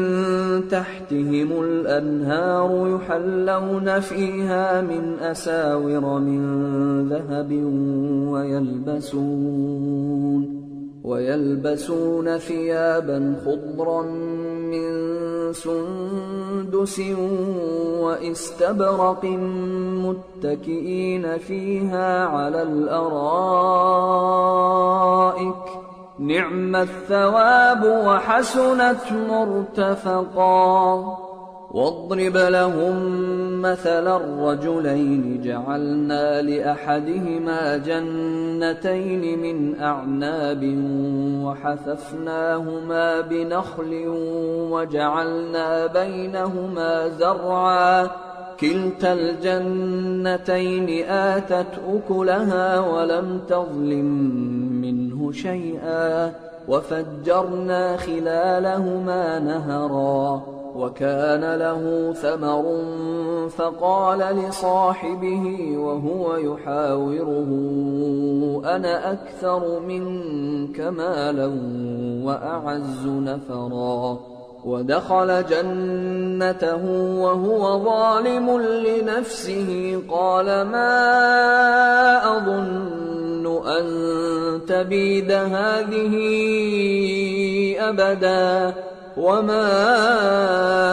أظن الساعة قائمة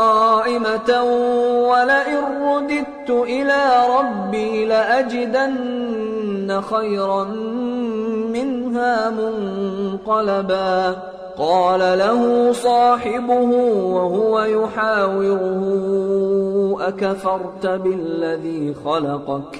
أكفرت بالذي خلقك من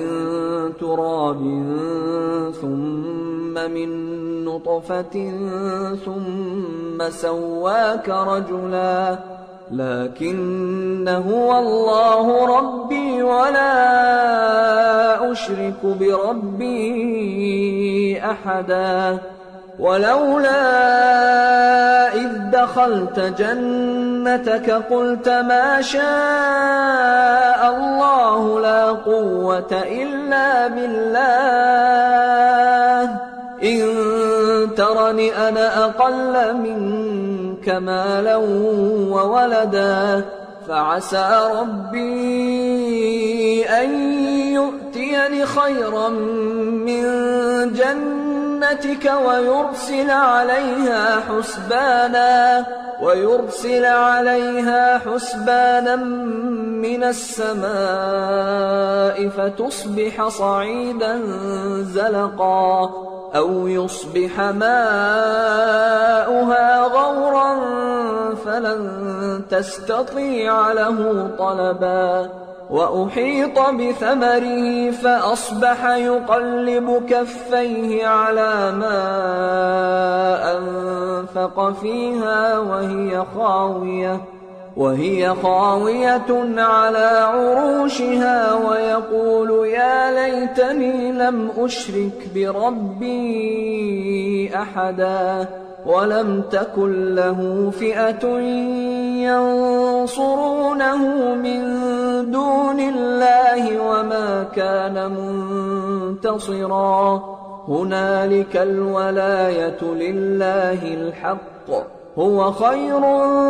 ثوابا وخير عقبا واضرب لهم مثل الحياة الدنيا كماء أنزلناه من السماء فاختلط به نبات الأرض فأصبح هشيما تذروه الرياح وكان الله على كل شيء مقتدرا المال والبنون زينة الحياة الدنيا والباقيات الصالحات خير عند ربك ثوابا وخير أملا ويوم نسير الجبال وترى الأرض بارزة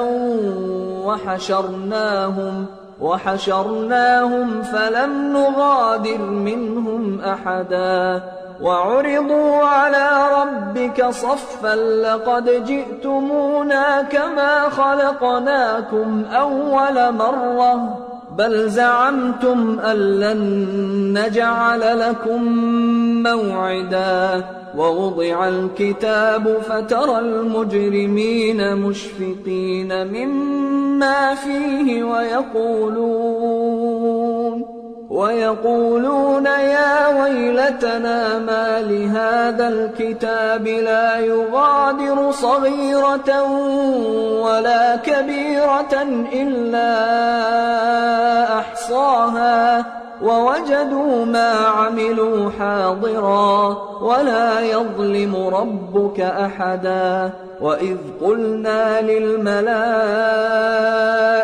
اسجدوا لآدم فسجدوا إلا إبليس كان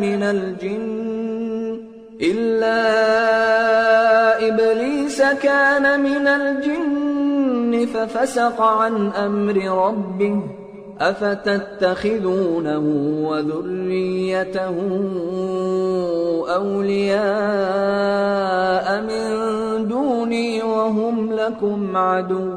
بئس للظالمين بدلا ما أشهدتهم خلق السماوات والأرض ولا خلق أنفسهم وما كنت متخذ المضلين عضدا ويوم يقول نادوا شركائي الذين زعمتم فدعوهم فلم يستجيبوا لهم وجعلنا بينهم موبقا ورأى المجرمون النار فظنوا أنهم مواقعوها ولم يجدوا عنها مصرفا ولقد صرفنا في هذا القرآن للناس من كل مثل وكان الإنسان أكثر شيء جدلا وما منع الناس أن يؤمنوا إذ جاءهم الهدى ويستغفروا ربهم إلا أن تأتيهم سنة سُنَّةُ الْأَوَّلِينَ أَوْ يَأْتِيَهُمُ الْعَذَابُ قُبُلًا وَمَا نُرْسِلُ الْمُرْسَلِينَ إِلَّا مُبَشِّرِينَ وَمُنذِرِينَ وَيُجَادِلُ الَّذِينَ كَفَرُوا بِالْبَاطِلِ لِيُدْحِضُوا بِهِ الْحَقَّ وَاتَّخَذُوا آيَاتِي وَمَا أُنذِرُوا هُزُوًا وَمَنْ أَظْلَمُ مِمَّنْ ذُكِّرَ بِآيَاتِ رَبِّهِ فَأَعْرَضَ عَنْهَا وَنَسِيَ مَا قَدَّمَتْ يَدَاهُ إِنَّا جَعَلْنَا عَلَى قُلُوبِهِمْ أَكِنَّةً أَن يَفْقَهُوهُ وَفِي آذَانِهِمْ وَقْرًا وَإِن تَدْعُهُمْ إِلَى الْهُدَىٰ فَلَن يَهْتَدُوا إِذًا أَبَدًا وَرَبُّكَ الْغَفُورُ ذُو الرَّحْمَةِ لَوْ يُؤَاخِذُهُم بِمَا كَسَبُوا لَعَجَّلَ لَهُمُ الْعَذَابَ بَل لَّهُم مَّوْعِدٌ لَّن يَجِدُوا مِن دُونِهِ مَوْئِلًا وَتِلْكَ الْقُرَىٰ أَهْلَكْنَاهُمْ لَمَّا ظَلَمُوا وَجَعَلْنَا لِمَهْلِكِهِم مَّوْعِدًا وَإِذْ قَالَ مُوسَىٰ لِفَتَاهُ لَا أَبْرَحُ حَتَّىٰ أَبْلُغَ مَجْمَعَ الْبَحْرَيْنِ أَوْ أَمْضِيَ حُقُبًا فَلَمَّا بَلَغَا مَجْمَعَ بَيْنِهِمَا نَسِيَا حُوتَهُمَا فَاتَّخَذَ سَبِيلَهُ فِي الْبَحْرِ سَرَبًا فَلَمَّا جَاوَزَا قَالَ لِفَتَاهُ آتِنَا غَدَاءَنَا لَقَدْ لَقِينَا مِن سَفَرِنَا هَٰذَا نَصَبًا قَالَ أَرَأَيْتَ إِذْ أَوَيْنَا إِلَى الصَّخْرَةِ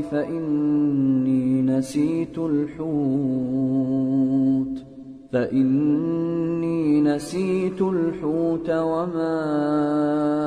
أنسانيه إلا الشيطان أن أذكره واتخذ سبيله في البحر عجبا قال ذلك ما كنا نبغي فارتدا على آثارهما قصصا فوجدا عبدا من عبادنا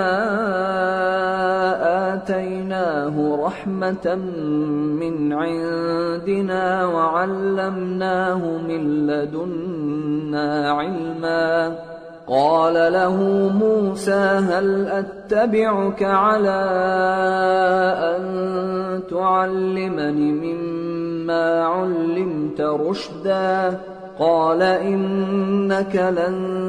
تستطيع معي صبرا وكيف تصبر على ما لم تحط به خبرا قال ستجدني إن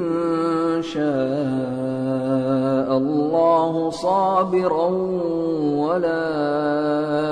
أعصي لك أمرا قال فإن اتبعتني فلا تسألني عن شيء حتى أحدث لك منه ذكرا فانطلقا حتى إذا ركبا في السفينة خرقها قال أخرقتها لتغرق أهلها لقد جئت شيئا إمرا قال ألم أقل إنك لن تستطيع معي صبرا قال لا تؤاخذني بما نسيت ولا ترهقني من أمري عسرا فانطلقا حتى إذا لقيا غلاما فقتله قال أقتلت نفسا زكية بغير نفس قال أقتلت نفسا زكية بغير نفس لقد جئت شيئا نكرا قال ألم أقل لك إنك لن تستطيع معي صبرا قال إن سألتك عن شيء بعدها فلا تصاحبني قد بلغت من لدني عذرا فانطلقا حتى إذا أتيا أهل قرية استطعما أهلها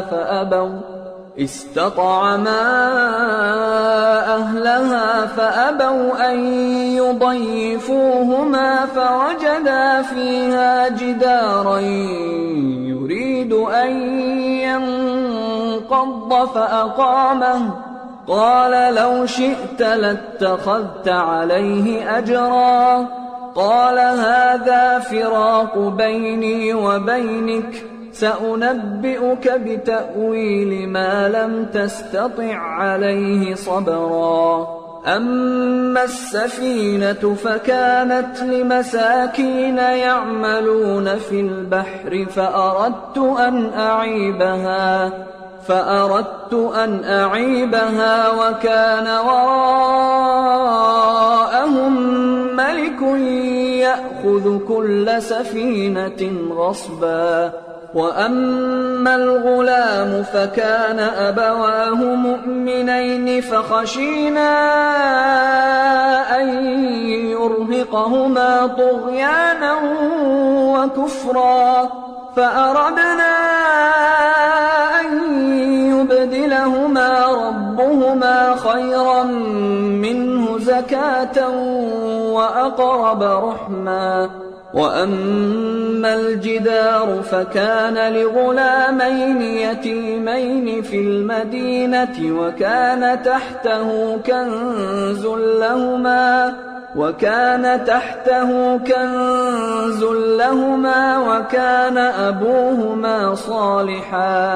وكان أبوهما صالحا فأراد ربك أن يبلغا أشدهما ويستخرجا كنزهما رحمة من ربك وما فعلته عن أمري ذلك تأويل ما لم تسطع عليه صبرا ويسألونك عن ذي القرنين قل سأتلو عليكم منه ذكرا إنا مكنا له في الأرض وآتيناه من كل شيء سببا فأتبع سببا حتى إذا بلغ مغرب الشمس وجدها تغرب في عين حمئة ووجد عندها قوما قلنا يا ذا القرنين إما أن تعذب وإما أن تتخذ فيهم حسنا قال أما من ظلم فسوف نعذبه ثم يرد إلى ربه فيعذبه عذابا نكرا وأما من آمن وعمل صالحا فله جزاء الحسنى وسنقول له من أمرنا يسرا ثم أتبع سببا حتى إذا بلغ مطلع الشمس وجدها تطلع على قوم لم نجعل لهم من دونها سترا كذلك وقد أحطنا بما لديه خبرا ثم أتبع سببا حتى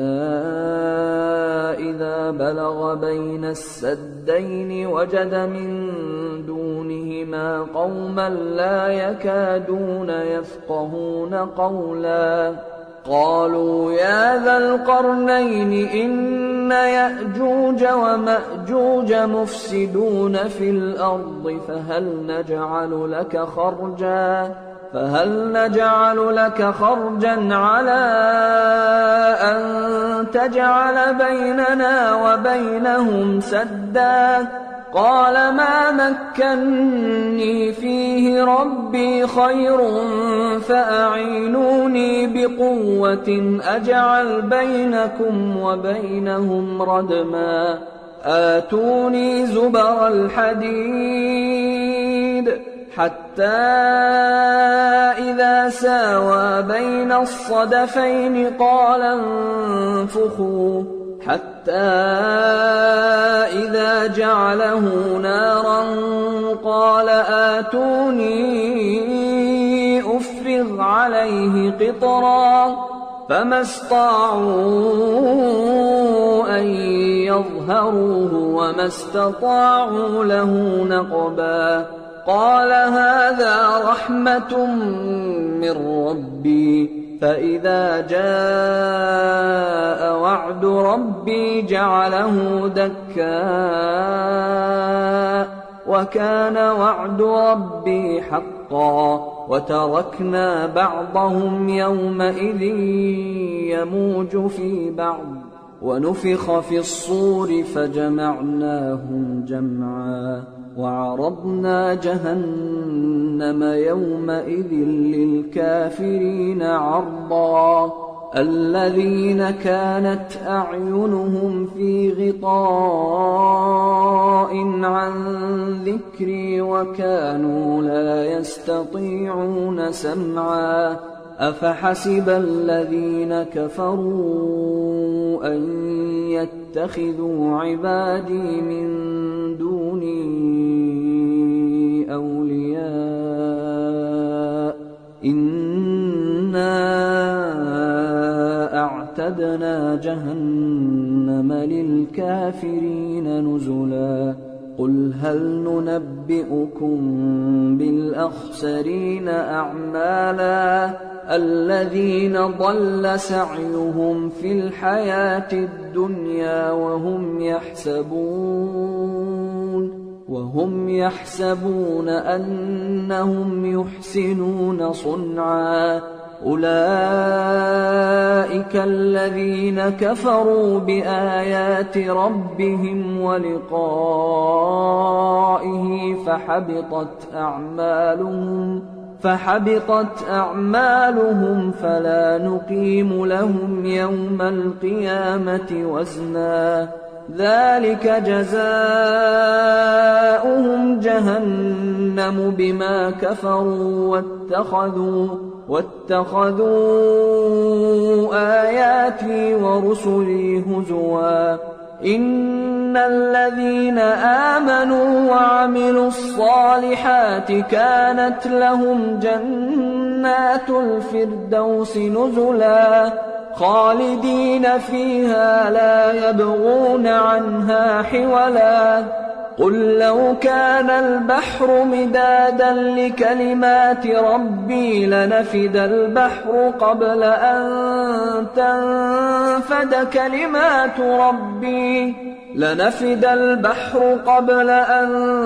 تنفد كلمات ربي ولو جئنا بمثله مددا قل إنما أنا بشر مثلكم يوحى إلي أنما إلهكم إله واحد فمن كان يرجو لقاء ربه فليعمل عملا صالحا ولا يشرك بعبادة ربه أحدا.